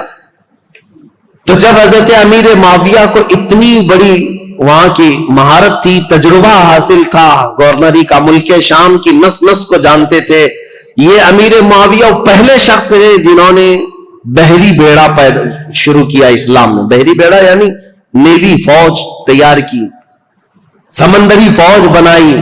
اور قبرص کو، جیسے کہ میں نے بتایا حضرت عثمان کے زمانے میں امیر معاویہ کی سپہ سالاری میں سائپرس ترکی کا جو علاقہ ہے وہ فتح ہوا، اور وہ 500 جہازیں حضرت امیر معاویہ نے سمندر میں اتاری تھی. اور پھر مصر میں ایک کارخانہ بنایا جہاں جہاز بنائے جاتے تھے. آپ کی عقل بہت زیادہ تیز، معاملہ فہمی بہت زیادہ تھی، کئی نئی چیزوں کو آپ نے ایجاد کیا حضرت امیر معاویہ نے. اب ان کی خلافت کا جو دور چلا ہے وہ اختلافات بہت زیادہ رہے، لیکن میرے عزیزوں اس وقت بڑے بڑے صحابہ موجود تھے. حضرت عمر کے بیٹے عبداللہ بن عمر، حضرت زبیر کے بیٹے عبداللہ بن زبیر، حضرت عبداللہ بن مسعود، حضرت عبداللہ بن زبیر، اور حضرت ابو بکر صدیق کے بیٹے عبد الرحمن. یہ بڑے صحابہ میں تھے اس وقت، وہ سب موجود تھے. اور ان سبوں نے حضرت امیر معاویہ کی خلافت پر اجماع کر لیا کہ ٹھیک ہے، ہم نے تسلیم کر لیا. حالانکہ دیکھا جائے تو خلافت کے دعوے دار وہ بھی ہو سکتے تھے. باپ میرے ابو بکر صدیق ہیں، باپ میرے عمر فاروق ہیں، اور حضرت امام حسن بھی علی بن ابی طالب کے بیٹے ہیں، بڑے بڑے صحابہ کے بیٹے تھے. لیکن ان سبوں نے امیر معاویہ کی یہ پرانی مشق اور ان کی تجربہ کاری کی وجہ سے خلافت ان کے حوالے کر دیا. اب حضرت امیر معاویہ کی خلافت کے جو اہم کارنامے ہیں وہ یہ ہیں کہ افریقہ کے، شمال افریقہ کے کئی علاقے فتح ہوئے اور دائرہ اسلام میں آئے. اور سب سے پہلے 55 ہجری کی بات میں بتا رہا ہوں، 55 ہجری میں، اور بعض روایت میں 45 ہجری میں سب سے پہلی فوج امیر معاویہ نے بھیجی تھی جو سندھ کے علاقے میں، یعنی ہمارا پرانا جو ہندوستان تھا، یہاں سب سے پہلی محلب نام سے ایک سپہ سالار امیر معاویہ کے بھیجے ہوئے وہ ہندوستان تشریف لائے تھے. بعد میں باضابطہ لشکر کشی جو ہوئی ہے وہ محمد بن قاسم کا دور ہے، لیکن امیر معاویہ کے زمانے میں 45 ہجری میں ہی سندھ میں قدم رکھ دیے تھے. اب آپ اندازہ کریں، مسلمانوں کی سرحدیں نہیں تھیں، وہ عرب سے نکلے ہوئے لوگ وہاں سے اپنی سرحدیں بناتے ہوئے ہند کے علاقے تک پہنچ گئے. یہاں سندھ میں ایک عورت اس وقت حاکم تھی قبق نام کی، اور یہ بہت سخت قسم کی عورت تھی اور یہ حاکم تھی، اور اس وقت یہاں ہندوستانیوں پر حکومت کرتی تھی، سندھ کے کچھ علاقوں پر حکومت کرتی تھی. جب حضرت محلب آئے امیر معاویہ کے سپہ سالار تو یہ قبق نامی خاتون نے ان سے کوئی جنگ نہیں کی بلکہ صلح پر منظوری دی، اور اس کے بعد یہ علاقہ وہ ان کے حوالے کر کے چلی گئی. سندھ کا کچھ علاقہ تاریخ ہے. امیر معاویہ نیشاپور، سمرقند، بخارا، ازبکستان کے علاقے جو جا چکے تھے ان کو دوبارہ حاصل کیا. ملک شام کے کئی علاقوں میں جو بغاوت پھیلی تھی اس بغاوت کو ٹھنڈا کیا، پھر ان علاقوں میں مضبوطی قائم کی. عراق کے وہ علاقے جو حضرت علی کے زمانے میں اور ان کے زمانے میں جنگوں کی وجہ سے اختلافات کے شکار ہو گئے تھے، حضرت امیر معاویہ نے ان سب جنگوں کو ٹھنڈا کر دیا. بردباری ایسی تھی، سیاست ایسی تھی امیر معاویہ کی، انہوں نے اپنے 3 بڑے مشیر ایڈوائزر بنائے تھے. ایک مغیرہ بن شعبہ، دوسرے عمرو بن عاص، تیسرے زیاد بن ابی سفیان. یہ حیرت کی بات میں آپ کو بتاؤں، حیرت کی بات کہ سگا بھائی ہے زیاد بن ابی سفیان، امیر معاویہ کے سگے بھائی ہیں، زیاد نام ہے. یہ سخت دشمنی کرتے تھے امیر معاویہ سے اور بہت کٹر حامی تھے مولا علی کے. ایک گھر میں حضرت علی بن ابی طالب کے سخت حامی تھے اور امیر معاویہ سے سخت دور. لیکن حضرت علی رضی اللہ تعالیٰ عنہ کی وفات کے بعد امیر معاویہ نے اپنی عقل اور دانائی سے ان کو قائل کر لیا اور واپس ان کو بلا لیا اور بصرہ کا انہیں گورنر بنایا. یہ زیاد بن ابی سفیان ایسے آدمی ہیں جن کے بارے میں کہا جاتا ہے کہ اگر یہ پہاڑوں کو بھی کہہ دے تو فرما بردار ہو جائیں. اتنی عقل کے ساتھ وہ معاملات چلاتے. جانوروں کو بھی اگر کہہ دے تو سیدھے لائن میں کھڑے ہو جائیں. زیاد بن ابی سفیان یہ کون تھے؟ امیر معاویہ کے بھائی تھے اور ان کو انہوں نے اپنا ایڈوائزر بنایا ہوا تھا.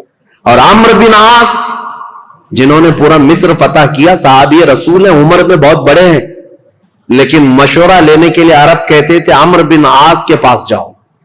تو امیر معاویہ نے ان کو بنایا تھا. ظاہر سی بات ہے آپ نے دیکھا وہ جنگ صفین میں کیا کیا حضرت عمرو بن عاص نے.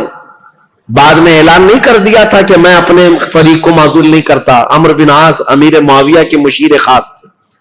تیسرے تھے مغیرہ بن شعبہ، یہ بھی صحابی رسول ہیں، لیکن ایسے زیرت تھے یہ بھی، پورے کوفہ کو کنٹرول کرنے میں اور پورے عراق کو کنٹرول کرنے میں ان کا بڑا ہاتھ تھا. مغیرہ بن شعبہ، یہ تین ایڈوائزر ایسے تھے جو امیر معاویہ کے شانہ بشانہ رہتے. ان تینوں مشیروں سے یہ اپنی پوری حکومت کے سرحدیں کہاں تک پھیلا چکے تھے. بیٹھے تھے دمشق میں اور حکومت کی سرحد ان کی ہندوستان تک تھی. ایران بھی تھا، عراق بھی تھا، مصر بھی تھا، یمن بھی تھا، شام بھی تھا، پورا آج کے دور کا عرب تھا، حجاز نجد، اور پھر اس کے علاوہ آرمینیا، آذربائیجان، ترکی، یہ سب علاقے. اتنا ہونے کے بعد پھر افریقہ کے ساحلی علاقے پورے کے پورے امیر معاویہ کی زیر نگرانی تھی. یہ اتنا بڑا خطہ ہے، میں آپ کو کہوں تو یہ بیجا نہ ہوگا کہ خلافت راشدہ کے ختم ہونے کے بعد امیر معاویہ وہ تنہا خلیفہ یا حاکم ہیں جنہوں نے ایک وقت میں 3 بر اعظموں پر اپنی حکومت جاری کی. 3 انٹر کانٹیننٹل، افریقہ، یورپ اور پھر ایشیا کا تو تھا ہی حصہ. ان سب علاقوں میں اسلام کی سرحدیں پھیلائی. اب حضرت امیر معاویہ رضی اللہ تعالیٰ عنہ کے جو اہم کارنامے تھے، اسلام کی وسعت ہوتی رہی، لیکن جو جنگوں کو انہوں نے ٹھنڈا کیا وہ ایسے ٹھنڈا کیا تھا. کہتے ہیں کہ کوفہ شہر میں مغیرہ بن شعبہ حاکم تھے. ایسا حال تھا کہ اگر راستے میں کسی کا ایک سکہ گر جائے تو کوئی دوسرا آدمی اٹھاتا نہیں تھا جب تک وہ سکے کا آدمی خود نہیں آ جاتا تھا.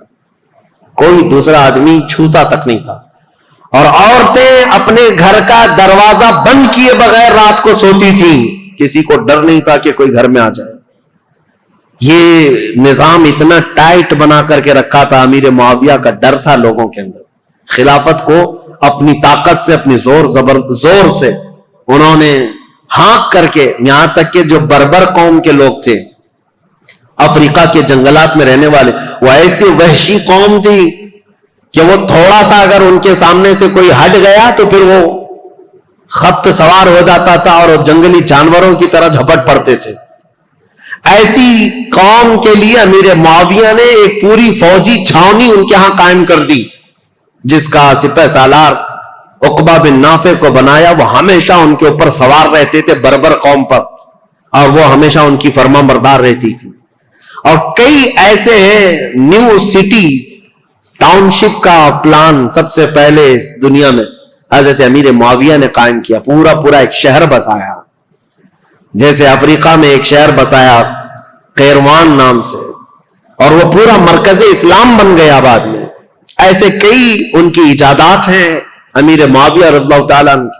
بحری بیڑے پیدا کرنا، فوج کو ترتیب کے ساتھ، الگ الگ مقدموں کے ساتھ، الگ الگ ٹکڑیوں کے ساتھ، نام کے ساتھ بنانا. اور سب سے پہلے یہ پوسٹ آفس کا جو سسٹم ہوتا ہے ڈاک کا، یہ امیر معاویہ کے زمانے میں قائم ہوا، جس کا نام انہوں نے برید رکھا کہ سرکاری خط بہت جلد ادھر سے ادھر جا سکے. اس کے لیے انہوں نے منزلیں رکھی. ایک گھوڑا یہاں سے وہاں تک جائے گا، دوسرا گھوڑا وہاں سے وہاں تک جائے گا. لیٹر پہنچانے کے لیے سب سے تیز کام ہو امیر معاویہ کے زمانے میں ہوا. خط و کتابت بہت تیزی سے جاتی تھی اور خبریں بہت تیز پھیلتی تھی. اور امیر معاویہ رضی اللہ تعالیٰ عنہ نے لوگوں کو ایک چاند پر جمع کیا. یہ سارے ان کے اولیات میں سے، ان کے خصائل ہیں، ان کی بہت ساری چیزیں ہیں. لیکن اب آؤ، امن ایسا قائم کیا 20 سال میں مسلمانوں کی جنگیں نہیں.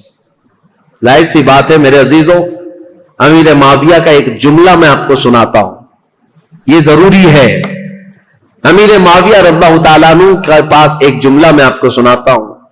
ان کا جو مشیر خاص ہے زیاد بن ابی سفیان، وہ بصرہ میں تھے، اس نے ایک شخص کے ساتھ کچھ معاملہ کیا تھا اور وہ شخص شکایت لے کر کے سیدھے امیر معاویہ کے پاس آئے. امیر معاویہ نے دسترخوان بچھایا، کھانا کھلایا اور اس کے ساتھ اچھا معاملہ کیا. یہ بات زیاد بن ابی سفیان کو پتہ چلی کہ یہ تو خلیفہ اسلام کے پاس چلا گیا تھا، تو وہ آیا اور حضرت امیر معاویہ کے پاس کہا ایسے تو معاملات خراب ہو جائیں گے، میں نے اس کے ساتھ باز پرس کی ہے اور آپ یہاں پر اس کے ساتھ نرمی کر رہے ہیں، حمایت کر رہے ہیں. ابو حضرت امیر معاویہ نے کہا تھا ایک بات یاد رکھو، ترازو کے دونوں پلے ایک طرح نہ رہنے چاہیے، بلکہ میں نرمی کرتا رہوں اور تو سختی کرتا رہے، اسی سے جماعت میں انتشار سے محفوظ رہے گی. اور ان کو سختی کرنے کا حکم تھا، حضرت امیر معاویہ گلے لگاتے تھے، ان کی سیاست تھی. اور پھر یہ فرماتے تھے، ان کا یہ جملہ کہ جہاں میرا کوڑا کام کر جاتا ہے میں وہاں تلوار نہیں اٹھاتا، اور جہاں زبان کام کرتی ہے وہاں کوڑا نہیں اٹھاتا، اور جہاں یہ سب کام نہیں کرتے ان کی گردنوں پر تلوار رکھ دیتا ہوں. یہ امیر معاویہ کی سیاسیات میں سے تھے. حتیٰ کہ اب میں ان معاملات کو رکھ دیتا ہوں چونکہ یہ ضروری ہے، جو افواہ پھیلانے والے، دیکھیں میں اتنی دیر تک تقریر کیا اور حضرت امیر معاویہ پر اتنی دیر بولنا، یہ بہت احتیاط کے ساتھ بولنے کی ضرورت ہوتی ہے، کیونکہ جنگوں کا دور، اختلافات کا دور. ہاں ہوئے ہیں معاملات، جو نااہل تھے وہ حضرت علی کو گالیاں دیتے تھے، ممبر پر بیٹھ کر کے سب وہ شتم کرتے تھے. خود میں نے بتایا مروان بن حکم جو مدینے کا گورنر تھا وہ حضرت علی کی شان میں برا بھلا کہتا تھا. اور ایسا نہیں ہے کہ یہ لوگ سب وہ شتم کرتے تھے، گالیاں دیتے تھے، ایسا نہیں. کوفہ والے جو لوگ تھے وہ امیر معاویہ کو گالیاں دیتے تھے. یہ سب تو چلتا رہا. ایک صحابی حجر بن عدی جو حضرت علی کے کٹر حامی تھے، ان کا قتل ہو گیا اسی بات پر. وہ حضرت امیر معاویہ کو اور مغیرہ بن شعبہ کو بہت سخت جملے کہتے تھے کہ تم لوگ نااہل لوگ خلافت میں آ گئے، رسول اللہ کے گھر والوں کی یہ خلافت ہے. اس بات پر حضرت امیر معاویہ ان کو نذرانے بھیجتے تھے، ان کو تحفے دیتے تھے. مغیرہ بن شعبہ بھی ان کے وظیفے بڑھا دیتے تھے، حالانکہ ان کے سخت جملے سنتے تھے حجر بن عدی کے. لیکن جو نااہل بعد میں، ایک بار مغیرہ بن شعبہ کوفہ سے باہر گئے تھے اور کسی دوسرے شخص کو گورنر بنا کر گئے تھے، اور حجر بن عدی جو صحابی، یہ حجر بن عدی کون ہے بتاؤں میں آپ؟ حجر بن عدی انٹرنیٹ پر سرچ کر کے دیکھ لینا. یہ حجر بن عدی وہ صحابی ہیں کہ ابھی 2011-12 میں ملک شام میں جب یہ ریولوشن کی جنگ شروع ہوئی، ابھی تک جنگ چل رہی نا، وہاں پر بمباریاں ہوئی تو حجر بن عدی کی قبر پر بم گرا اور پورا ٹوٹ گیا، اور حجر بن عدی کی قبر کھل گئی تو حضرت حجر بن عدی کا جسم مبارک صاف اسی طرح سے نکالا گیا. صحابی رسول کا جسم پاک، ان کی تصویر بھی پھیلی ہوئی ہے انٹرنیٹ پر. ملک شام میں حجر بن عدی یہ مولا علی کرم اللہ وجہہ الکریم کے کٹر حامی لوگوں میں سے ہیں.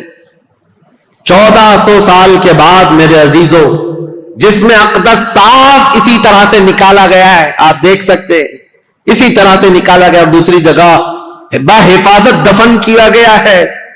اے ظالموں اپنی آنکھوں سے دیکھو اور کن کن چیزوں کا انکار کرو گے. میرے مصطفیٰ کے قدموں میں رہنے والے غلام کا جسم 14 صدیوں تک محفوظ ہے، تو اس رسول کائنات کے جسم کا عالم کیا ہوگا؟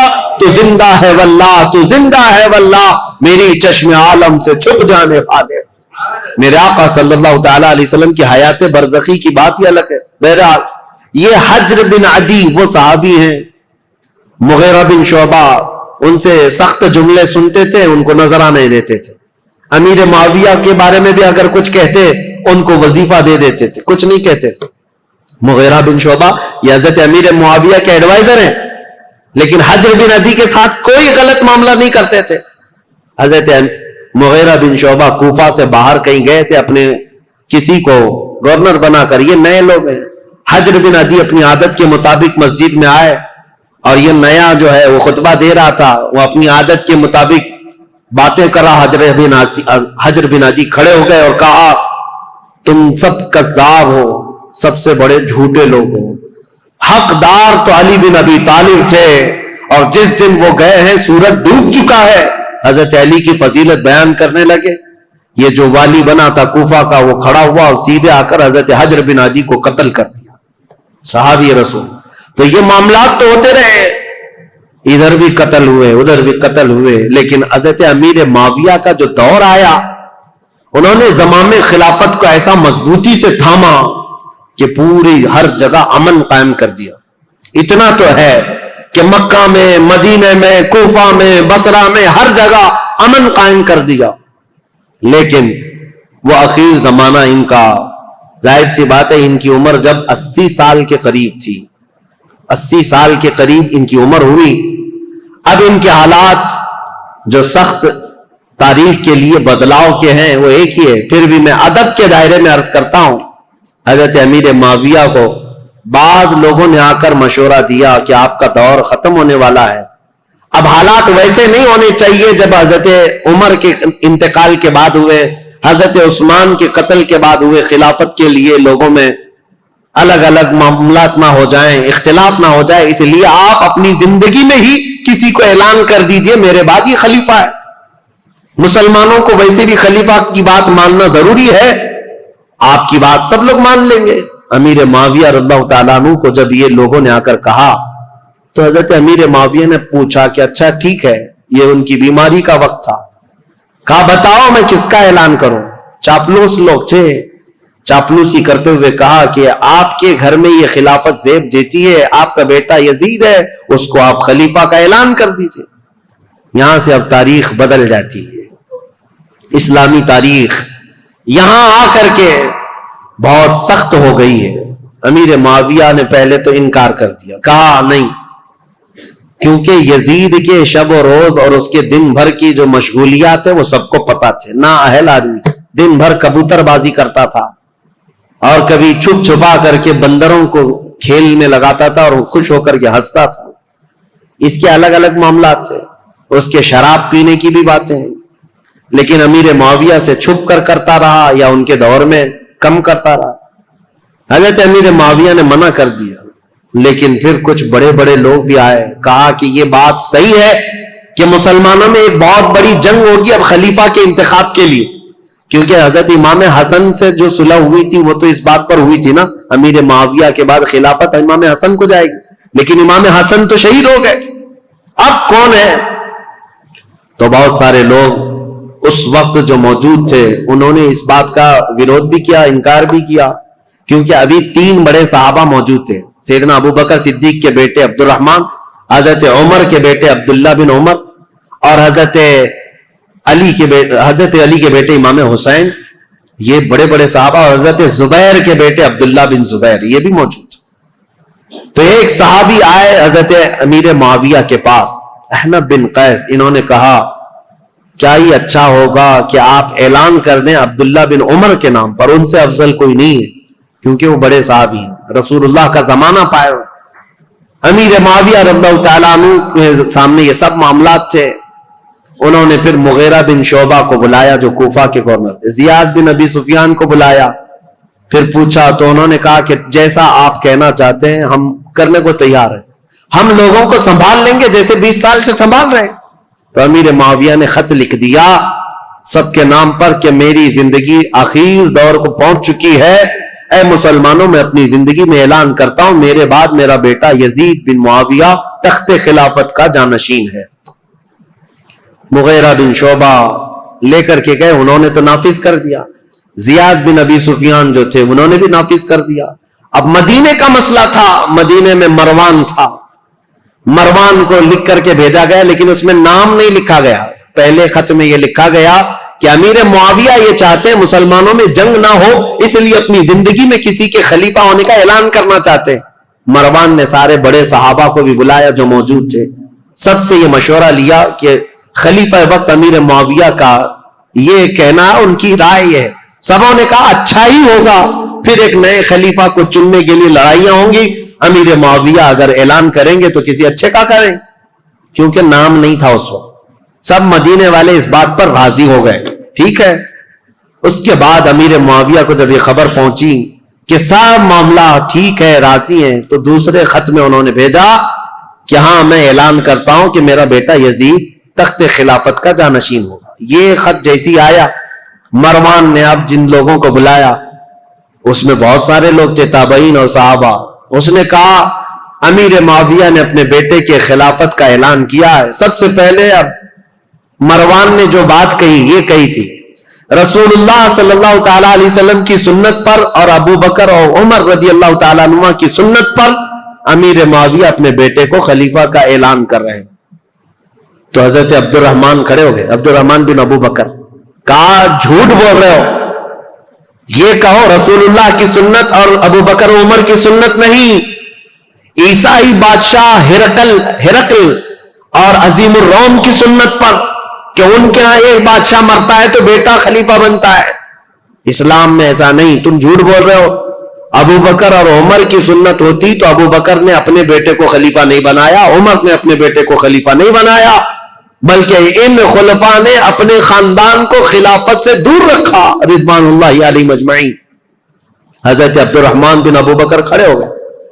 پھر حضرت عبداللہ بن عمر اور عبداللہ بن زبیر، یہ دو بڑے صحابہ تھے، ان سے پوچھا گیا تو انہوں نے کہا ہم نے یہ سوچا تھا کہ امیر معاویہ اس معاملے میں اچھا کریں گے، خیر خواہی کا ان کے ساتھ ہمارا معاملہ تھا، لیکن ہم ان کی خلافت کو صرف اس لیے تسلیم کیے ہوئے تھے 20 سال سے امیر معاویہ کی کہ ہم جنگیں دیکھ چکے تھے، مسلمانوں کا خون نہ بہے، ورنہ امیر معاویہ سے افضل صحابہ بھی موجود تھے خلافت کے وقت، لیکن ہم نے ان کو تسلیم کیا. تو اس کا مطلب یہ نہیں ہے کہ اب امیر معاویہ کے خاندان میں بھی یہ چلتا رہ جائے. صحابہ میں سے اب آئی بات امام حسین کی. امام حسین رضی اللہ تعالیٰ عنہ اس وقت مدینے میں موجود تھے. آپ کے پاس یہ بات آئی تو آپ نے بھی اس کا رد کر دیا. یہ معاملات ابھی چل رہے تھے اور زمانہ تاریخ ہجری کا 60ویں ہجری کو پہنچا تھا. رسول کریم صلی اللہ تعالیٰ علیہ وسلم کی وفات کو 50 سال گزر چکے تھے. امیر معاویہ ایک دن بیماری کی حالت میں اس دار فانی کو کوچ کر گئے، انتقال ہو گیا. خلافت کا معاملہ لٹک گیا اور اس طرح کہ انہوں نے آلریڈی اعلان تو کر دیا تھا، آدھا اعلان، اور سب کو متی نہیں بنا لیے، سب کے ساتھ منظوری نہیں ہوئی، اس لیے خلافت کا معاملہ لٹکا ہوا تھا. ظاہر سی بات ہے خلیفہ برحق اس وقت ہوگا جب سارے لوگ ایک ساتھ بیعت کر لیتے. بڑے صحابہ مدینے کے، مکہ کے اور حجاز کے بہت سارے صحابہ نے اس کا انکار کیا تھا. کوفہ کے بھی بہت سارے صحابہ جو موجود تھے انہوں نے انکار کیا تھا کہ یہ وصیت نہیں مانی جائے گی، مسلمانوں کے معاملات مسلمانوں کے ہاتھ میں رکھے جائیں، وہ جسے چاہے منتخب کرے. ان معاملات پر آ کر اب تاریخ رک گئی ہے. اب یہاں سے امیر معاویہ کے انتقال کے بعد جو اصل مسئلے شروع ہوتے ہیں، دوسرے دن یزید کو بیٹھنا ہے اور پھر وہ کربلا کی داستان شروع ہوتی ہے. انشاءاللہ العزیز ہمارے پاس 2 دن باقی ہیں. کل کی شب 10ویں شب ہے اور اس کے بعد سنیچر کے دن دوپہر میں سے پہلے شہادت کے امام حسین کے وہ واقعات، کربلا تک کے معاملات آپ کے سامنے رکھے جائیں گے انشاءاللہ. میں نے تاریخ اسلام کو حضور اکرم صلی اللہ تعالی علیہ وسلم کی بعثت سے پہلے سے لے کر عرب کے حالات، دنیا کے حالات سے لے کر یہاں تک بیان کیا. صدیق اکبر کا زمانہ، فاروق اعظم کا زمانہ، عثمان بن عفان کا زمانہ، حیدر کرار کا زمانہ رضی اللہ عنہم اجمعین، امام حسن مجتبی اور ان کے بعد امیر معاویہ کی 20 سالہ خلافت کا دور. اس کے بعد جو حالات آئے وہ مسلمانوں کے لیے بڑے گمبھیر حالات ہیں. پھر ہمارے درمیان انتشار ہوا، افتراق ہوا، جماعتیں بنی، ٹکڑیاں بنی اور فرقے بنے اور اتنے بنے کہ اس کا دروازہ آج تک نہیں بند ہوا اور اس وقت تک بند نہیں ہوگا جب تک کہ میرے آقا صلی اللہ تعالی علیہ وسلم کے فرمان کے مطابق 4 خلفائے راشدین کے زمانے کے بعد، وہ عدل، مساوات، امن کے دور کے بعد قیامت کے قریب ایک اور بار پوری دنیا میں عدل قائم ہوگا، امن قائم ہوگا. وہ دور ہوگا امام مہدی علیہ السلام، امام مہدی رضی اللہ تعالیٰ عنہ کا. اس امام برحق کے آنے تک یہ افتراق، یہ انتشار، یہ فرقے، یہ جماعتیں، یہ ٹکڑیاں، یہ اختلافات یہ چلتے رہیں گے. لیکن مسلمانوں، آپ سے میری یہ گزارش ہے، اس پوری تاریخ کی سچائیوں کو رکھو اور اس کے بعد اپنے اپنی زبانیں اور اپنی عقلیں سنبھال کر بات کرنا کہ تم جن کے بارے میں بات کرنے جا رہے ہو وہ رسول اللہ کے صحابہ ہیں. قیامت تک جو سب سے اچھے لوگ پیدا ہونے والے تھے ان سب کو چن کر کے اللہ نے رسول کا صحابی بنایا.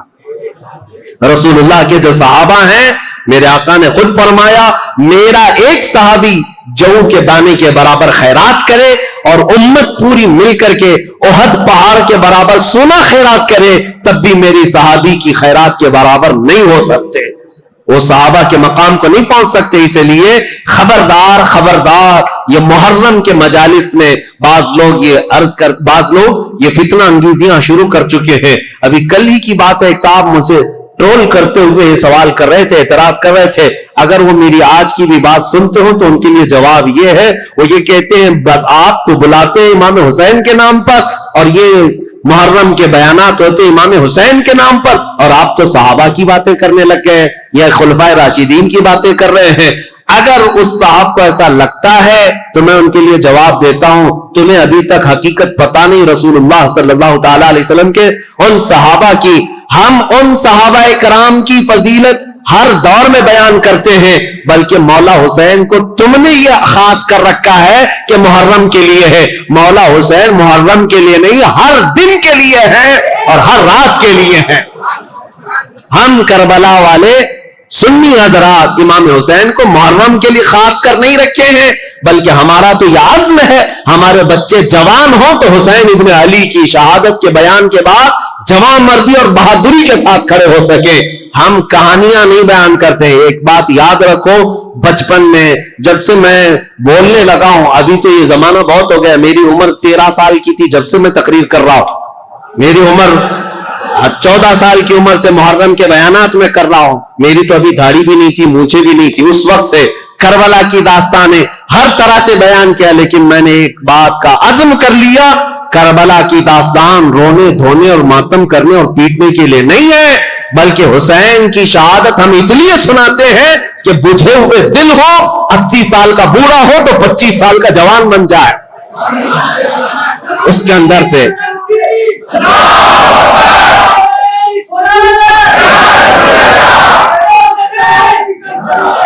میرے عزیزوں, یہ ہے عزیزان گرامی وقار مولا حسین ابن علی رضی اللہ تعالیٰ عنہ کا ذکر پاک ہم اس لیے کرتے ہیں کہ بزدلی ختم ہو جائے, ڈر ختم ہو جائے. میرے 2 منٹ کی اس گفتگو میں لوگوں کو جوانی آ سکتی ہے تو حسین ابن علی کا پورا تذکرہ اگر پڑھ لو تو کیا جوانی نہیں آئے؟ میرے عزیزوں, حقیقت یہی ہے کہ ہم نے کربلا کی داستانیں سنی ہیں تو رونا دھونا تو اپنی جگہ پر, غم ہے ہمیں حسین کا اور یہ غم ہماری موت تک ختم نہیں ہو سکتا. لیکن غم کا مطلب یہ نہیں ہے کہ ہم دنیا کو یہ دکھائیں کہ ہم صرف رونے والی قوم ہیں. ہاں, حسین ابن علی رضی اللہ تعالیٰ عنہ کے شہادت کا غم ہے تو دنیا کو ہم یہ بھی بتائیں کہ اس حسین نے ہمیں جواں مردی, استقلال اور استقامت بھی سکھایا ہے کہ ہمیشہ اپنی طرف نظر کرتے ہوئے یہ مت دیکھنا کہ میری جماعت میں 22 لوگ ہیں, 70 لوگ ہیں, 80 لوگ ہیں, بلکہ حسین کا یہ پیغام ہے کوانٹیٹی نہیں دیکھی جائے گی, کوالٹی دیکھی جائے گی. چاہے 22,000 کی تعداد ہو کہ 22 لاکھ کی تعداد ہو. اسی لیے آج میں اکثر یہ جملہ کہتا ہوں جب لوگ ہم سے یہ کہتے ہیں مولانا آپ جس ملک میں رہ رہے ہیں ہم مائنورٹی میں ہیں, حالات اچھے نہیں ہیں, ہم ان سے یہی کہتے ہیں میرے ہاں آج کی مائنورٹی دیکھ رہے ہو آپ 30 کروڑ کی تعداد میں ہو کر کے بھی ابھی بھی کہتے ہو ہم مائنورٹی میں ہیں. دنیا کی سب سے بڑی مائنورٹی میں تو حسین تھے جو کربلا کے میدان میں اترے. انہوں نے کبھی یہ جملہ نہیں کہا کہ ہم تعداد میں کم ہیں بلکہ اپنے ہر بیٹے کو میدان میں اتارا, 6 مہینے کے بچے کو بھی لے کر کے آ گئے اور مولا رب العالمین کی بارگاہ میں اس کی شہادت پر یہ نہیں کہا میں مظلوم مارا گیا, میرا بیٹا مارا گیا, بلکہ رب العالمین کی بارگاہ میں اس حسین نے یہ عرض کیا تھا پورے مسلمانوں کو پیغام دیتے ہوئے, اے اللہ دین اسلام پر آنے والی مصیبتوں پر میرے 6 ماہ کے بچے کی قربانی بھی قبول فرما رب العالمین کی بارگاہ میں. اسی لیے عزیزان گرامی وقار, ہماری اب یہ جو کربلا کی تاریخ شروع ہوتی ہے وہ امیر معاویہ کے انتقال کے بعد اب ملک شام کے جو حالات بدلے، دمشق کے حالات بدلے، کوفہ کے حالات بدلے، مدینہ طیبہ کے حالات بدلے. یہاں عبداللہ بن زبیر مکہ میں تھے، عبداللہ بن عمر مدینے میں تھے. ان سب صحابہ کے درمیان جو ایک کشمکش چل رہی تھی، اب اگلا دور کس کا ہوگا، اب کیسے ہوگا. ان حالات میں جو حالات برے ہوئے صحابہ کے ساتھ، اب وہ تاریخ کی کڑوی باتیں بھی کل ہمیں سننے کے لیے جگر رکھنا ہے. اللہ کریم ہماری تاریخ کی سچائیوں میں آنے والے جو برے واقعات ہیں ان سے قوم مسلم کو عبرت لینے کی توفیق عطا فرمائے. رب العالمین ہمیں ہر یزیدی فتنے سے محفوظ فرمائے. جنہوں نے اسلام کی بیخکنی جڑ اکھاڑنے کی سازشیں کی ہیں، رب العالمین ان کی تمام نسلوں کو ختم فرمائے. جو اسلام اور بانی اسلام کی طرف انگلی اٹھائے، رب العالمین تو اس ظالم گستاخ کو کیفر کردار تک پہنچا. اور مولا کریم اسلام کی اس کھیتی کو، اس باغیچے کو خزاں پہنچنے سے اس کو لہلہاتا ہوا سرسبز و شاداب فرما دے. اور زمانے کو پھر سے ہے ضرورت حسین کی، اور ہر دور میں جو یزیدی فتنہ آتا ہے اس دور کو ختم کرنے کے لیے مولا تیری بارگاہ میں اس محرم کے مجالس میں ہم یہ دعا کرتے ہیں. ہمارے مجمع میں، ہمارے جلسوں میں، ہمارے محلے میں اب فاطمہ کا بیٹا حسین تو نہیں آ سکتا. مولا حسین کی چھاؤں میں پلنے والا کوئی جوان قائد ہمیں عطا فرما، غلام حسین عطا فرما، جو صلاح الدین کا بازو لے کر آئے، جو خالد بن ولید کی تلوار لے کر آئے، جو شہاب الدین کا حوصلہ لے کر آئے، جو اورنگزیب کی دانائی لے کر کے آئے. رب العالمین ہم سب مسلمانوں کو کھوئی ہوئی عزت اور وقار عطا فرما. وآخر دعوانا الحمدللہ رب العالمین.